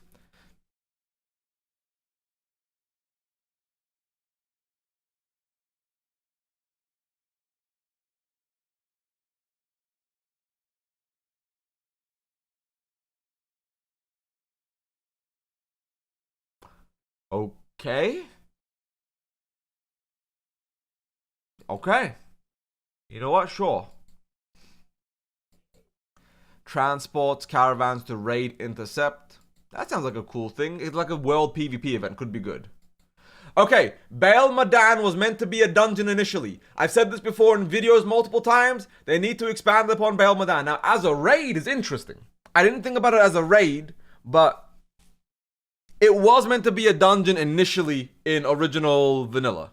They just said no because they had Razorfen Crawl, Razorfen Downs, and the Wailing Cavern. They thought Barons had too much content. Gan, Magnificent Flight Pad. I like that, yeah, Flight Path. Boss Agam Thorncurse's loot table sucks. Yeah, okay, I'm cool with that. That's, yeah, adding a new boss there, sure. Let's see how they change Mulgore, chat. Mines of Aldrith Alas. Level 60 dungeon. After clearing Diamol and becoming the king, you're presented with the opportunity to seek out the treasures that lie underneath the crumbling city, the Mines of Aldrith Alas. Unfortunately, the only remaining entrance to the mines is in the Tauren's home turf. You'll be sent on a diplomatic mission with the Tauren for the right to dig on their land. This will require rep grinding via slaughtering Venture miners in the area, and upon reaching Friendly, you'll be granted access to the damned cave, which is guarded by thousands of level 6 gnolls. After wiping all the gnolls and their families, a hidden path will appear leading under the mountain into the lower levels of Dire Maul, which will then open a new instance portal into the new dungeon. Not only do you get a new dungeon and a new rep grind, you also get a new path from Mulgore to Dire Maul. Interesting idea. Hesitant agree. Hesitantly, I agree. I think it depends, but hesitantly, I agree with that. And absolutely handoff. Some of these could be delves instead of dungeons. A delve would be amazing here. It's a good content too. Yeah, sure. Nefarian, like world buffs in every city. I already said yes to the mountain path. Mountain shelf, 1 rare high level mobs, 2 quests, let's explore. A winding path in the mountains north of Thunderbuff that connects Mulgore Stone Town would be nice. Adds quest to Mulgore into the Grimtone and uses path as an area to further the story. I agree with that fully. The Demon's Guard Cloak, the rare ghost tile drops a quest that turn into a cloak. Because of the rare mob mercenaries won't see the quest, let alone even know about the rare mob. I think also that would be placed ghost tile in a nearby cave, but having been elite that adventures are asked to go take care of. Yeah, I like this one. Yeah, please. What a dog shit quest that one is. Mountain pass that connects the Mulgore and Desolus. I like that. That's a good idea right there. Now, before we do, we're gonna do Stone Talon first. Why are the Venture Co not a bigger threat? Yes, I've said this all the time, but the Venture Co Corporation needs a lot more work and a lot more resources put into it. Flight or easier path. I agree with that. World PvP, Stone Talon resource. No. Why are we adding a PvP event? This zone's already dog shit. Kron the Butcher. Okay. Stone Talon Peak Caverns. Raid, not necessarily. But I'm okay with there being a raid here. So there was meant to be a raid here initially. The devs said this. That Stone Talon was unfinished, and they never got around to finishing it, and they never came back to finish it. Stone Talon was meant to have a raid. It was meant to have multiple high-level things. It was meant to have level 60 max-level parts of it. This entire western space here is meant to be a zone with like high-end level stuff, but it is what it is. Venture Co Harbor. Yep, I'm down with that. Alliance have to go on the trek of the Sentry through most of Stone Talon Mountain to get to this flight path, and the quest in Stone Talon Peak. Add a mountain path hike to Stone Talon Peak from Ashenvale. Yep, I'm cool with that. Okay, now let's go to Desolus. Rexar and Hunter quest. Rexar needs way more fucking storytelling. Who keeps adding these shitty PvP battlegrounds? This isn't like... No, stop. Yep. Expand upon these quests. Old Gods, Argent Dawn, expand upon it. The Carnathal Shipwreck. Okay, yeah, improve on this quest. I'm okay with that one. Make Princess Thera's shrine look out in the world. Connect the geography of the world with the dungeon scenarios that make this sense. Yeah, sure. If they put the effort into it. Add a boat to Orgrimmar and to Teneros via Steamweedle Port. Sure. More Centaur quests. I was literally just talking about this earlier. What they get with the Galcor and Magrand. How do they want to expand upon PvP? The most neglected part of PvP, part of vanilla. Not like this. We don't need a PvP events like this. Why are the Centaur not bothered by demons undead? They are, but okay, lore-wise, the demon undead avoid the Centaur because the Centaur hordes are genuinely that massive. The second settlement for non-Forsaken liberated undead. Yeah. I could see a settlement right here, and then it connects over here to Mulgore. So going from Mulgore right here with a connected little like horde hub, I would think that's pretty cool. Expand the Dire Maul Temple. Yep. Added, make it a raid.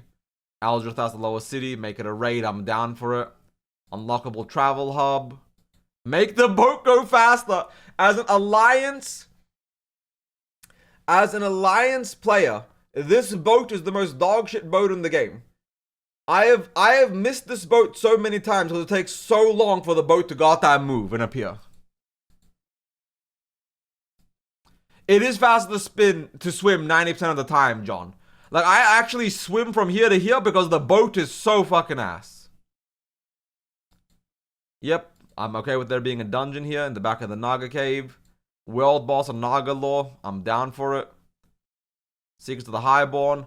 The ruins of Isildur and Ferellis have long been abandoned by the Kaldorite Empire, the Gorduni clan of ogres.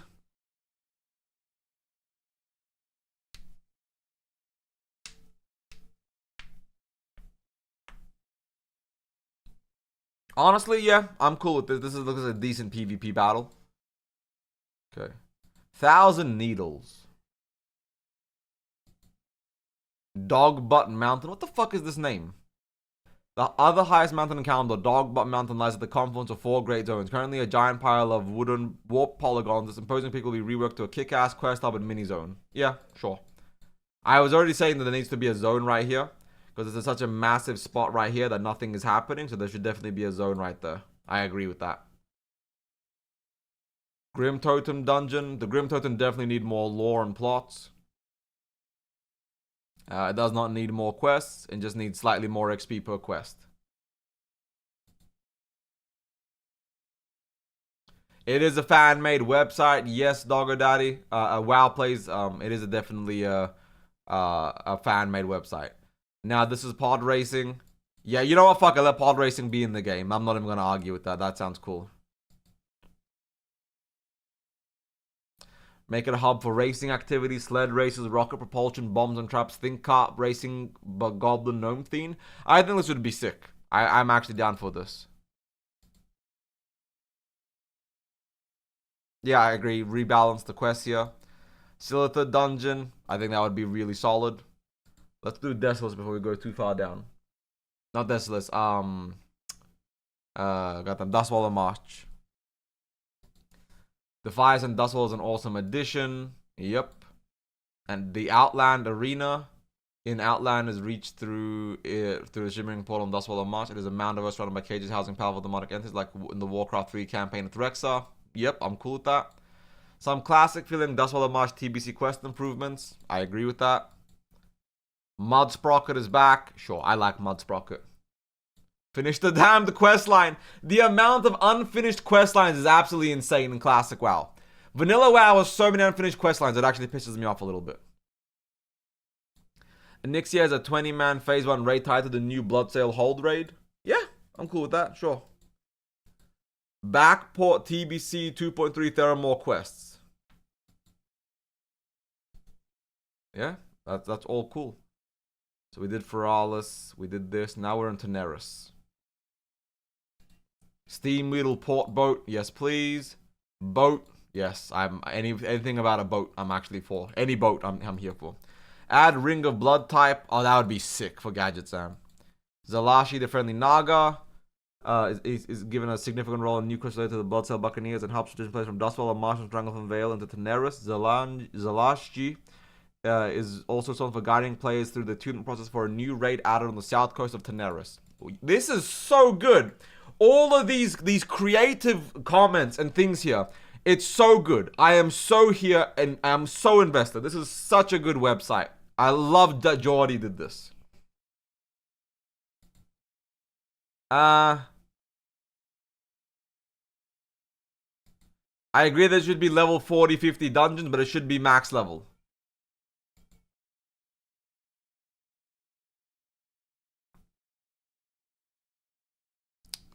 I'm not in particular about this particular raid, but I am in particular about Caverns of Time having a shit ton of raid.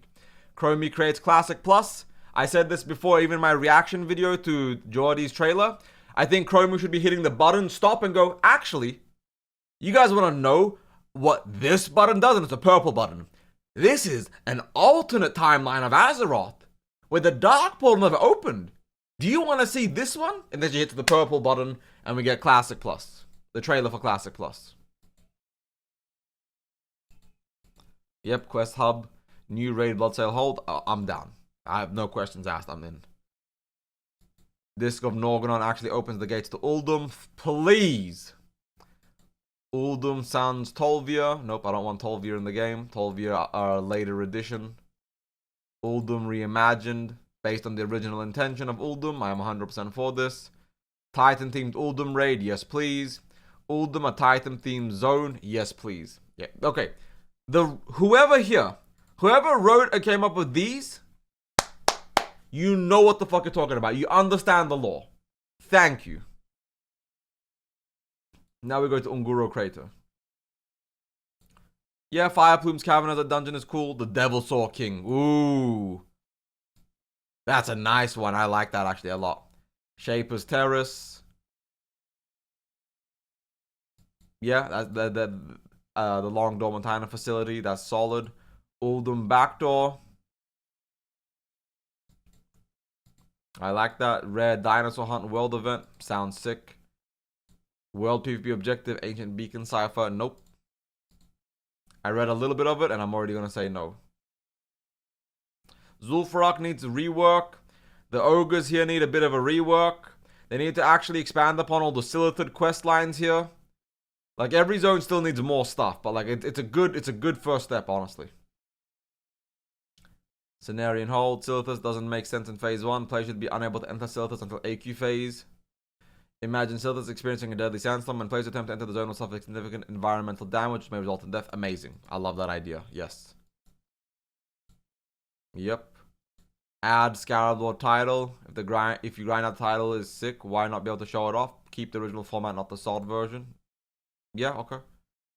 Let's look at the down here, Ahn'Qiraj City, or the Ahn'Qiraj back zone. Make AQ a zone. No, that's stupid.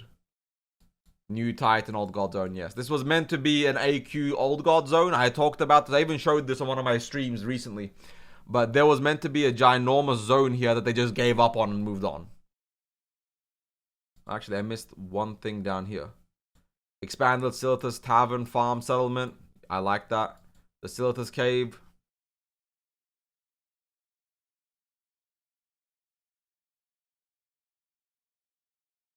I'm not sure why people downvoted this. This guy has a valid point. This stuff is all here. I don't know why people downvoted that. There was no reason to downvote any of that. Now, though, we start from the bottom over here of the Eastern Kingdoms. Bloodsail Brig. Expand upon it. Boat from Bloodsail Islands to Gadgets and Pirates. I agree with that.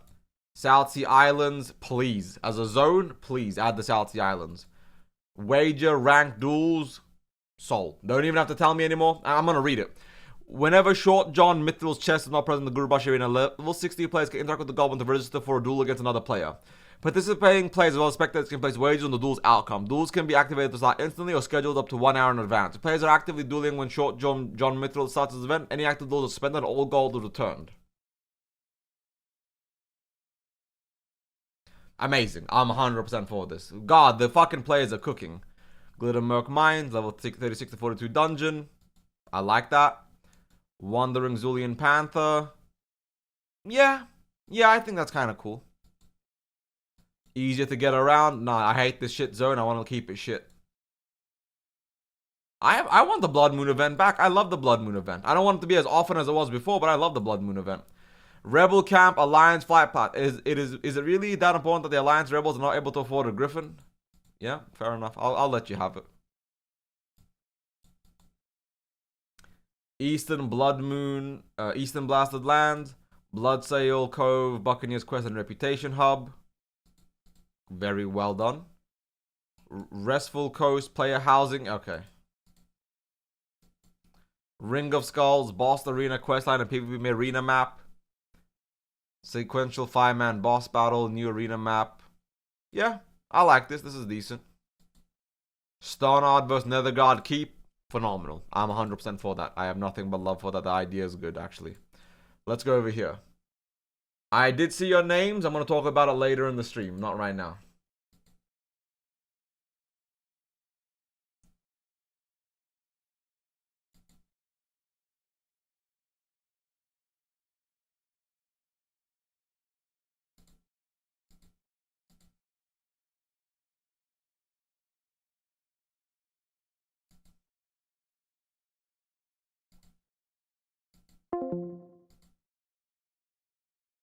Okay. Invasion from Dreadnought 3-hour cooldown. I like this idea when I saw it on the website. Tainted Scar revamp. I've already talked about this. They need to revamp Tainted Scar. Like they truly need to do things and actually add things to the thing. I like how Solheim just ended stream and like dipped out. Goddamn Solheim. Lord Kaz attempts to open the dark portal. I saw that trailer he did. Ebonheart, you gotta. Where did you see? You gotta be on this tonight so we can cook some ideas after this. What do you mean my ideas are burnt? I've been carrying the candle for Classic Plus for years without anybody else joining. I'm so glad people care now. The Wind Pass needs a quest hub. Yes, it does. New Karazhan. Yep, I already talked about this. Karazhan Crypt is a dungeon. Yep. New world boss, the Dark Riders. Phenomenal. Say less. I'm in. Night Watch reputation. That would be a sick reputation, actually. That would be a sick reputation. I didn't even think about Night Watch reputation, but I think the Night Watch reputation would actually be solid for the game. Just a quest to kill Stitches. You could make it an event that rewards you depending on how many Night Watchers are still alive. Solid little side quest. Ambush in the forest. Finish and implement the ambush in the forest quest to make use of the Ambassador's Satchel. That's a solid quest. If finishing. Scythe of Elune conclusion. Like, the amount of unfinished quests is hilarious.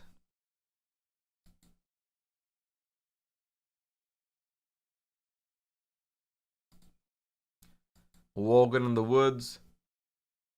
Unused Longhorn, who was cut from game and like to belong to the Dustwood Zone. I think this would really bring together a nice conclusion to the Worgen chapter. I'm for this. Acknowledge the Twilight Grove. No one in Dark Side seems to know it's there. Should there at least be some lore to establish it? Maybe a quest or two for level 20s? You know what? Man's got a point. I didn't even think about that. Adventures are called to push it back. Nice world event. Raven Hill Reformatory. Level 30-36 5-player dungeon. I like that. Riverpaw and Duskwood. Yeah, sure. Like, these people genuinely are passionate to a level that is phenomenal. More Null Quest. We need way more. Ravenhill Invasion. Morbenfell has set undead minions. It adds to the Morbenfell quest line, so I am for this. Transport caravans to raid or intercept. I'm for this as well, yeah. Could exist in a lot of different zones or in different areas at random where everyone... I mean, I like these transport caravan ideas. It just depends on how they implement them. But I'm going to say yes for now. Capture point. No. There shouldn't be PvP in like low-level starting zones. Bloodsail encampment. Yeah, sure. Alliance can get a nice little early start. Gold Coast quarry quests. A quest or two would make this little quarry... For this little quarry would make it more lively. Yeah, I agree with that. Gang Wars. Ooh, that's a nice little addition. I actually like that quite a bit. Lower the RNG on Captain Sanders' treasure map. I agree. I don't know if people disagreed with it. It is a very shitty quest with the quest line and the RNG of it. Post Cataclysm Stormwind. No. But add Stormwind Port. Yes. Stormwind Sewers. Yes. Preventing the Fourth War. I like that. Same thing with the Alliance. Brawlers Guild. I love the idea of Brawlers Guild. Transport wagons. Yeah. Traveling with increased movement speed back and forth on the roads in every level 1 to 20 zone. Phenomenal idea. Isn't that from Project Epoch? I think Project Epoch had that, right? That was a Project Epoch implementation.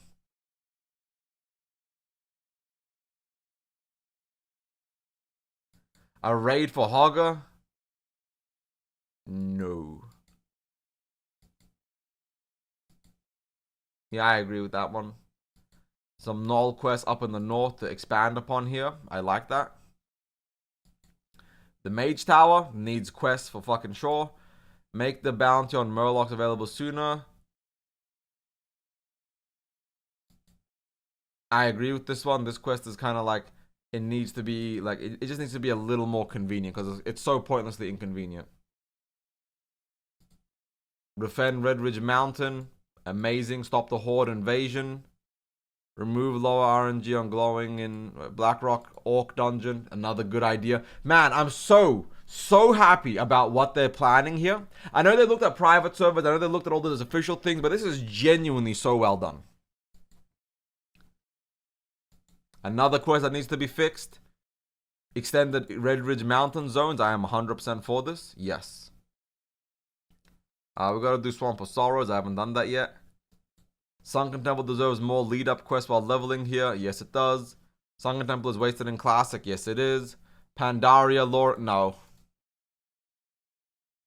Add more Alliance quests. Purifying Aranicus quest conclusion. Yes. They need to actually expand on that. Alliance or neutral quest hub. Maybe even a flight path here. Could be nice. Lost One, Draenei, and Broken Law. Yes. The Morogai. Implement the cut Morogai faction of Lost Ones and Swamp of Sorrows. Add an associated cut NPCs with Tama, Jaquer, Frian, Urul, Tarowen, Alia, and Laurel. With additional quests for players to do in Swamp of Sorrows with possible breadcrumbs leading to another group of Morogai. I love that. Yeah, add it back in. I didn't even know about them.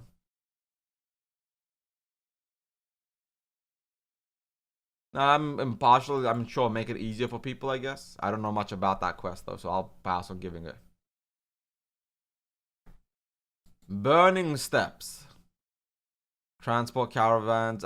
We can't do it on every zone. Opus. Give Opus a purpose. The poor bird has been trapped in this cave for over 50 years, begging for Quavo gold with the worm.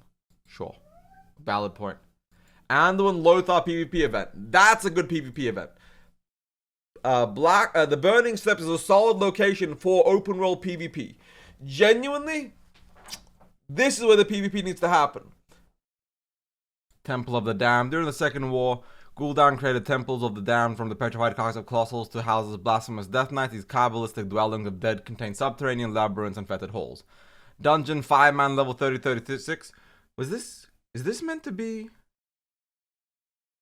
Oh, and Alwyn Forest. Access via Alwyn Forest at Stonecairn Lake or Burning Steps. Okay, level 30-36 dungeon there. That kind of checks out. I'll allow it. Yeah, I'm cool with that. Molten Core Reimagined as a 10-player raid. Did they mean 10-player raid as in like 10-player design philosophy? Or like, you know, like flex raiding?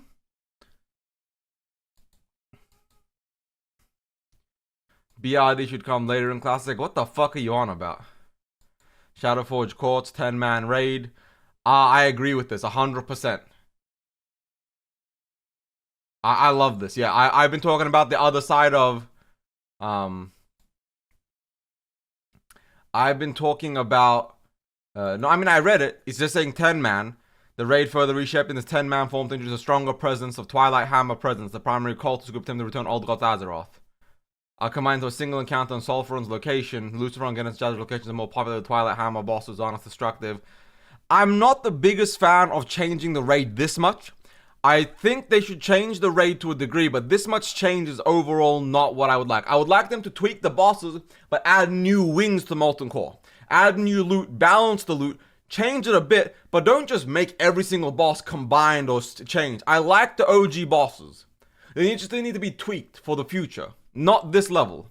I'm still gonna say yes, because I like the idea of Molten Core being reimagined, though. And that's everything. Let's move up to Searing Gorge. New dungeon. Dark Iron Slave Pens. I think that'd be sick. The amount of slaves they have, the whole slave culture. It's something that should be explored. The dark side of Azeroth kind of gets glossed over and people don't really acknowledge it. Oh yeah, don't worry about the slavery, rape, murder, mass destruction. Just ignore all that and let's look at the kumbaya. Let's look at the cool shit, guys. Let's look at all the cool shit. Yep, there needs to be more Steam Smiths. I agree with that. Increased purpose of Twilight Hammer. There needs to be way more Twilight Hammer here because they're all serving the old gods here. So the fact that there's no Twilight Hammers at all, it's kind of like really wild to me. Black Char Cave. Not much is known about the cave, and it was like just an unused area, but it would be nice to have some additional quests involved in this cave. Yeah, flesh it out, add upon it, increase some quests there. I have nothing wrong with that. Revamp, release them/rise Obsidian.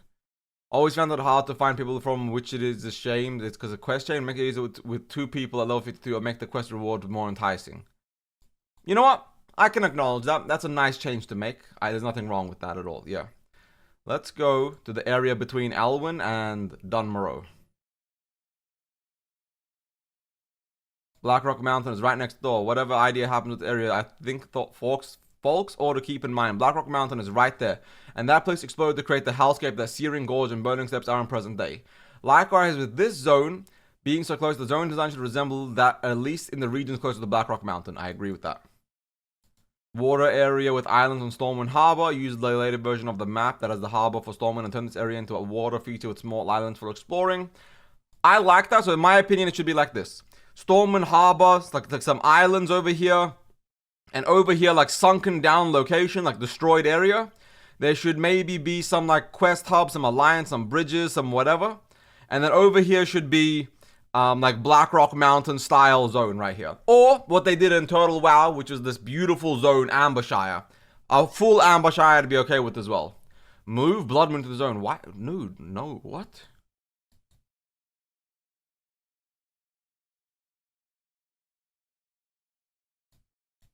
Northwind, a north of Stormwind, a cozy autumnal version. Yeah, this is literally from Turtle WoW. Lord Amberwood, yeah, this is 100% from Turtle WoW. They need to give people a budget. Yoroi, I actually love that idea. I'm gonna reach out to Jordy and tell him about that. I think that could actually implement. People should get 30 likes total for everything across the map. Because you're right, everyone's just liking everything.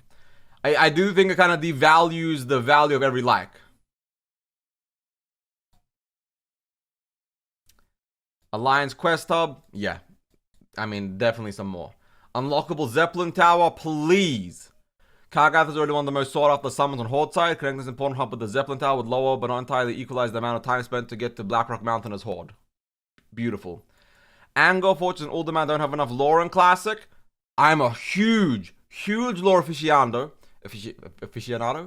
And I love the lore of Vanilla and OG Warcraft. And they need to expand upon it. Okay, let's go north to Loch Madan. New world boss, Loch Ness monster. No. Stone Raw Dam dungeon for the Alliance.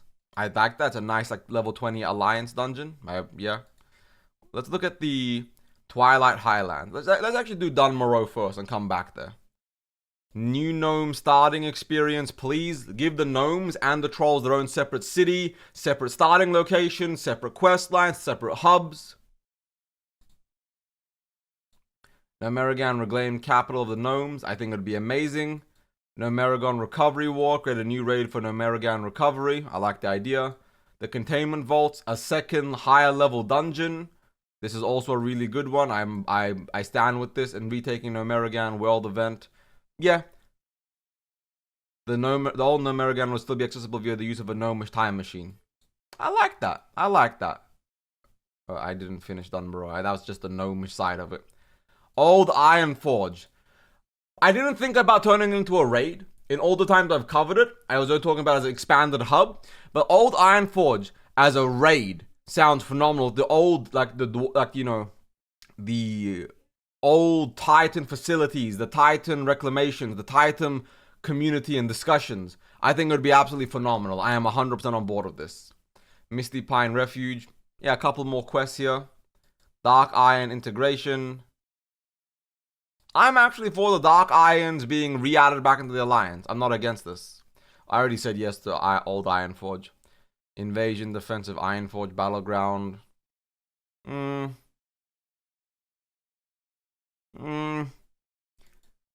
Sounds cool-ish. This is more what I want though.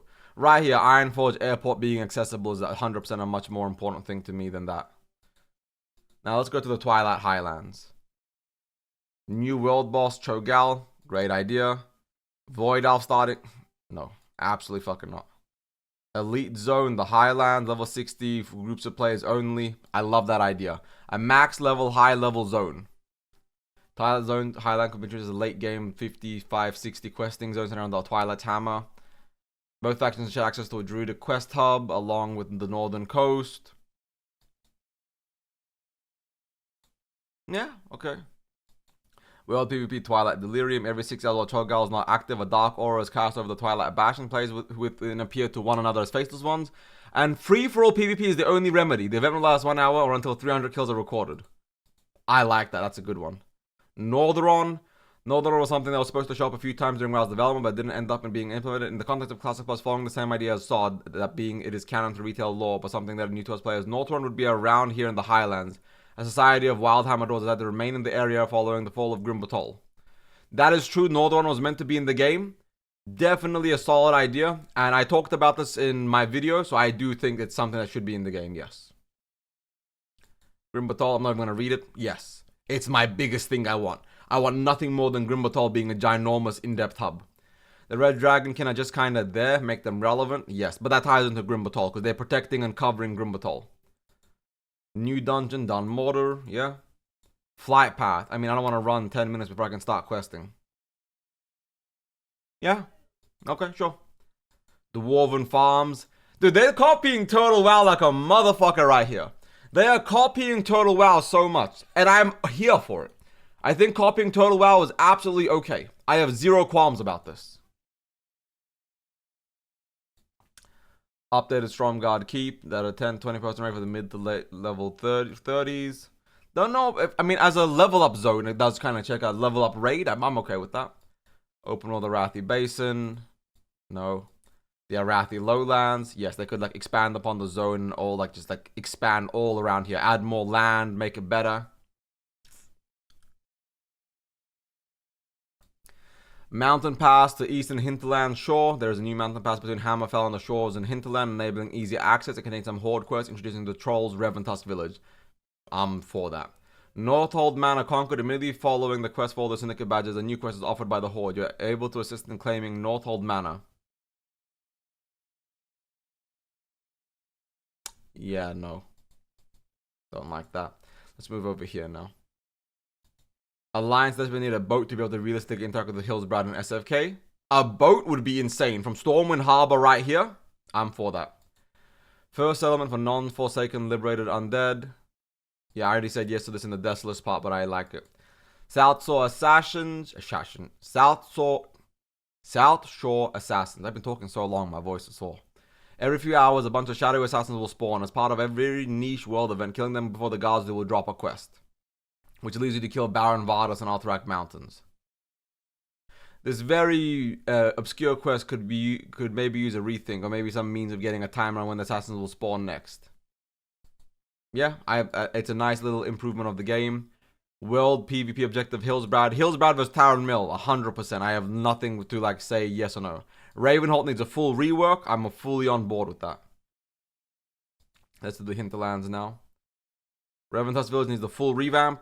As a reputation, as a horde faction, the conquest of Jinthalor, so we can conquer Jinthalor and turn Jinthalor into a horde city or horde hub. Backport TBC quests, yes. More Wildhammer content, yes. Bloodsail Beach quest hub.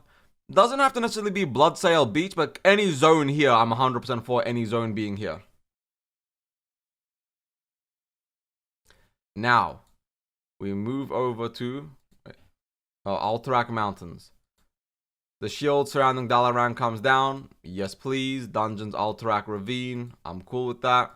New dungeon Syndicate Conclave. That's a really good one. And Strandbad. Yep, let's do that. Open World AV. No. Let's move on to Silver Pine Forest. We'll do Gilneas first. Gilneas as a zone. Yeah, like whatever they choose to do with Gilneas, however they choose to do the zone, however they choose to do the content or the context of this, I am 100% for this, and I have 100% believe that this here, adding Gilneas to the game, is a must. And Gilneas City having a dungeon and a raid in it, also, yes. Spirit Healer for Alliance to quickly reach SFK. I like that. That's a good one for the Alliance. Unlockable Spirit Healer is a no. Additional quest leading to Gilneas, yes. Really? No more here? I think there needs to be more. Some more content with Fenris Isle. Maybe a dungeon for Fenris Isle. Maybe some more content over here. Like this zone is well done, but they could always use more. The Lost Mines of Lordaeron create a sprawling outdoor in the area that links to Silver Pine Forest. More questing, maybe make it a small group area. I like that. The Secrets of Tiris Fallen. Yes. Yes. Yes, yes, yes, yes, yes. Right here. Tears Fall. Yes. Arthas's fleet Lordaeron port. It'd be so lore-wise to add this Warcraft 3 related details that links the human campaigns with what could have been seen on WoW. In Vanilla, there's no mention about how Arthur scourged his land. Also, no hints or clues where he departed towards Northrend, nor where he landed on. Stratholme. Stratholme has a ginormous port. So this guy is incorrect here, but Stratholme has a ginormous port. Stratholme is the hub for Lordaeron's navy. So people aren't aware, but Lordaeron had a ginormous fleet right here. There's a ginormous dock and a military conclave right here. And there was one in Stratholme. Just so people are aware of that. Ruins, massive skeleton shipwrecks scattered around the sea. Say less. I'm in. Assault on Lordaeron, alliance only. Nope, this isn't Battle for Azeroth. Undercity should be more accessible. Yes, it should be. Invasion, defensive. I mean, a battleground for Undercity as a BG made post like phase like 5 or 6 could be good. I'm gonna not upvote or down with that one because I'm not for or against it. A new item drops in Scarlet Monastery once per reset from the last boss of each wing, which grants access to the Scarlet Outhouse. This unlocks a single attempt in a solo dungeon against a randomly enemy, which must be fought in a 5 feet room. The outhouse, which can be found behind the monster in the little garden area back there. The random enemy should scale with the level of the player and will drop one random, level appropriate item with a minimum quality of green. Higher quality loot is available but rare. The outhouse will have a 24-hour lockout. That's fucking banger. I love that idea. Goofy as shit, but really nice. Hearthglen fleshed out, say less. I've ranted about this so many times, it's insane. Hearthglen dungeon, yes. Battle for Anderhall. I actually do want a Battle for Anderhall. I think a Battle for Anderhall PvP vs Horde, like from Bulwark and over here, would be really solid. Unlockable flight path. I think Scholar Man should have a flight path. Neutral Flight Master. Okay, either you get this one or this one, not both. So either the Horde and Alliance both get this neutral one, or there's one here. You gotta pick and choose. Do you want Neutral Flight Master, or do you want Unlockable Flight Path on this island? So I would say Neutral Flight Master is much better than this one.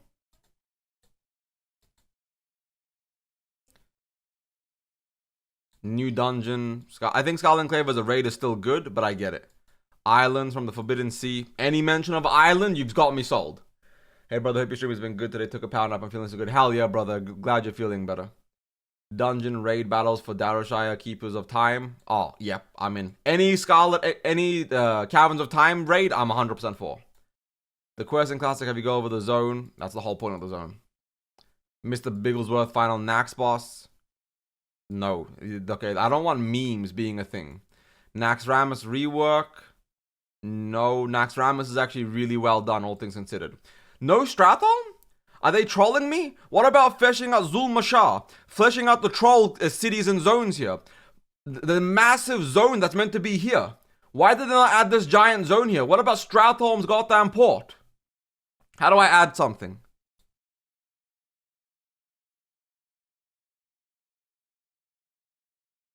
Double click to add a post. Okay. Fleshed out Northern Lord. Finished Northern Lordaeron.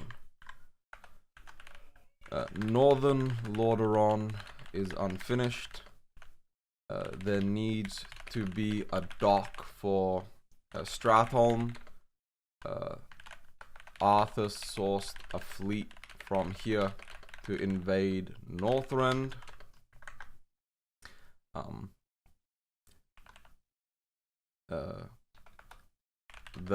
Stratholme was the second most important city in the Empire of Lordaeron, and it deserves to have its locale, lore, and flavor expanded upon. Finished Northern Lordaeron and Stratholme.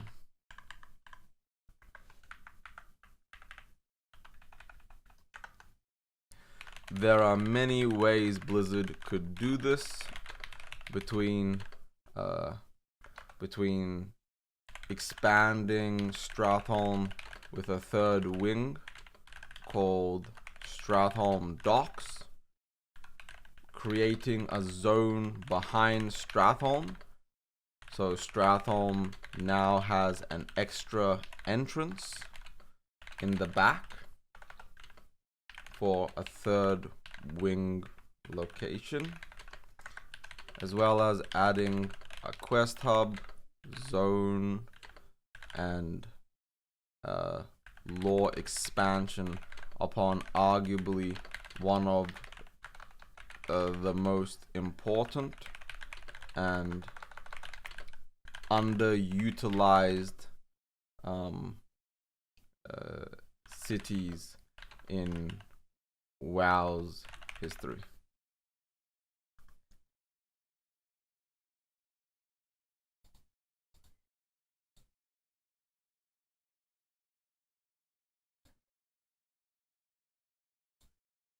Okay, now that we've got everything handled, Fallacian Gate, so we can go up to Quel'Thalas. Let's go to Quel'Thalas now, chat. Stratholme backside, or someone already added that. It's right here. Stratholme was actually a port city. This was stated in Warcraft 2. Playable High Elves, yes. New dungeon, Deathholme. That needs to be a dungeon. Deathholme being just a regular open world location is honestly kind of stupid in my opinion. I gotta be real with everybody. Zulaman, TBC version of Zulaman. Yeah, added as is. Shrine of Ulutek is the capital of the Forest Trolls. It is a massive ziggurat they hold sacred. The Forest Trolls rally around the edifice, and the capital lies among its ruins. Crude troll hulls mixed with collapsed stone walls. This area is very heavily protected, far too heavily for most to gain entrance. Final boss Ulutek, the Serpent Goddess. Yeah. Zulaman is a zone like in the lore, and not just a raid like in TBC. Quel'Thalas should be based on its Warcraft 3 incarnation, not on TBC. Yes! Yes! Yes! This man fucking gets it. This right here is exactly what I'm talking about. I don't know if Silvermoon City needs to be a raid. That's debatable. Yes to Silvermoon City being cleansed as part of a raid, but I think it should be a city more than anything else. A new raid Sunwell. I mean, yeah. Yeah, I'm for all this. I don't think we need this many raids. I don't think we need 4 raids in one zone. But I do like it overall.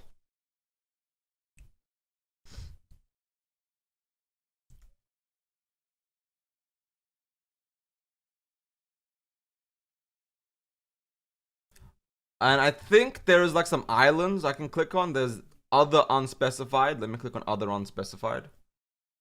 Vanilla North. Okay, let's look over this. Thieves Guild. I'm gonna abstain. This is Chinese. I can't read it. Pre-Drenai Azumus and Blood. Oh, yes. That's a really solid idea. Undermine. Yes. Ogre Zonia. The island rumored to be off the eastern coast of Kalimdor is the home of the ogres. Real in the lore, I promise. I know it's in the lore. I think you can have 4 raids in a zone. What if it's 4 raids in 15 years is fine, handoff. You get what I'm saying. Warlord of Draenor. What the fuck are you guys recommending? Talabim. You spelled it wrong, but yes. Because it's Tal. Talabim. It's E. But otherwise, yes, you I do want that in the game. Island of Baelor, yes. Elemental Lords in Classic Plus, yes. Kultiris and Zandalar, Classic Plus versions. New zones don't have inns or places of the hearth, RP inspired.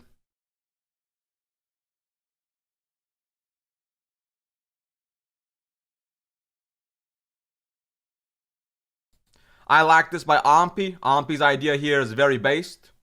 This is actually solid. My idea. I do remember your idea, Zeth. That was a good idea. A snowy level 60 version of Northern with zones, dungeons, and raids fitting to the vanilla lore. Yep. Dragon Isles, the vanilla version. Small dynamic world events in existing zones. Yes. Zone and content. If there are new zones, it is crucial that relatively to its content it has some low level zones where players visit and create some connection to it. I agree with that.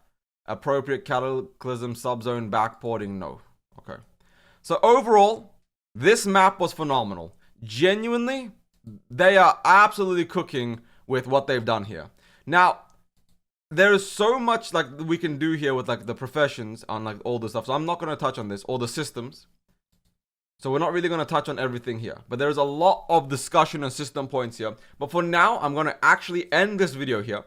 Thank you all for watching my in-depth take on the survey. I know this is almost a 3-hour long video, but I hope you guys partake in an in-depth breakdown of Vanilla WoW, Classic Plus, and what the future could be. Thank you all for watching. Like and subscribe. If you don't like the video, dislike and subscribe. Completely understandable. Thank you all. Ebonheart out. Peace.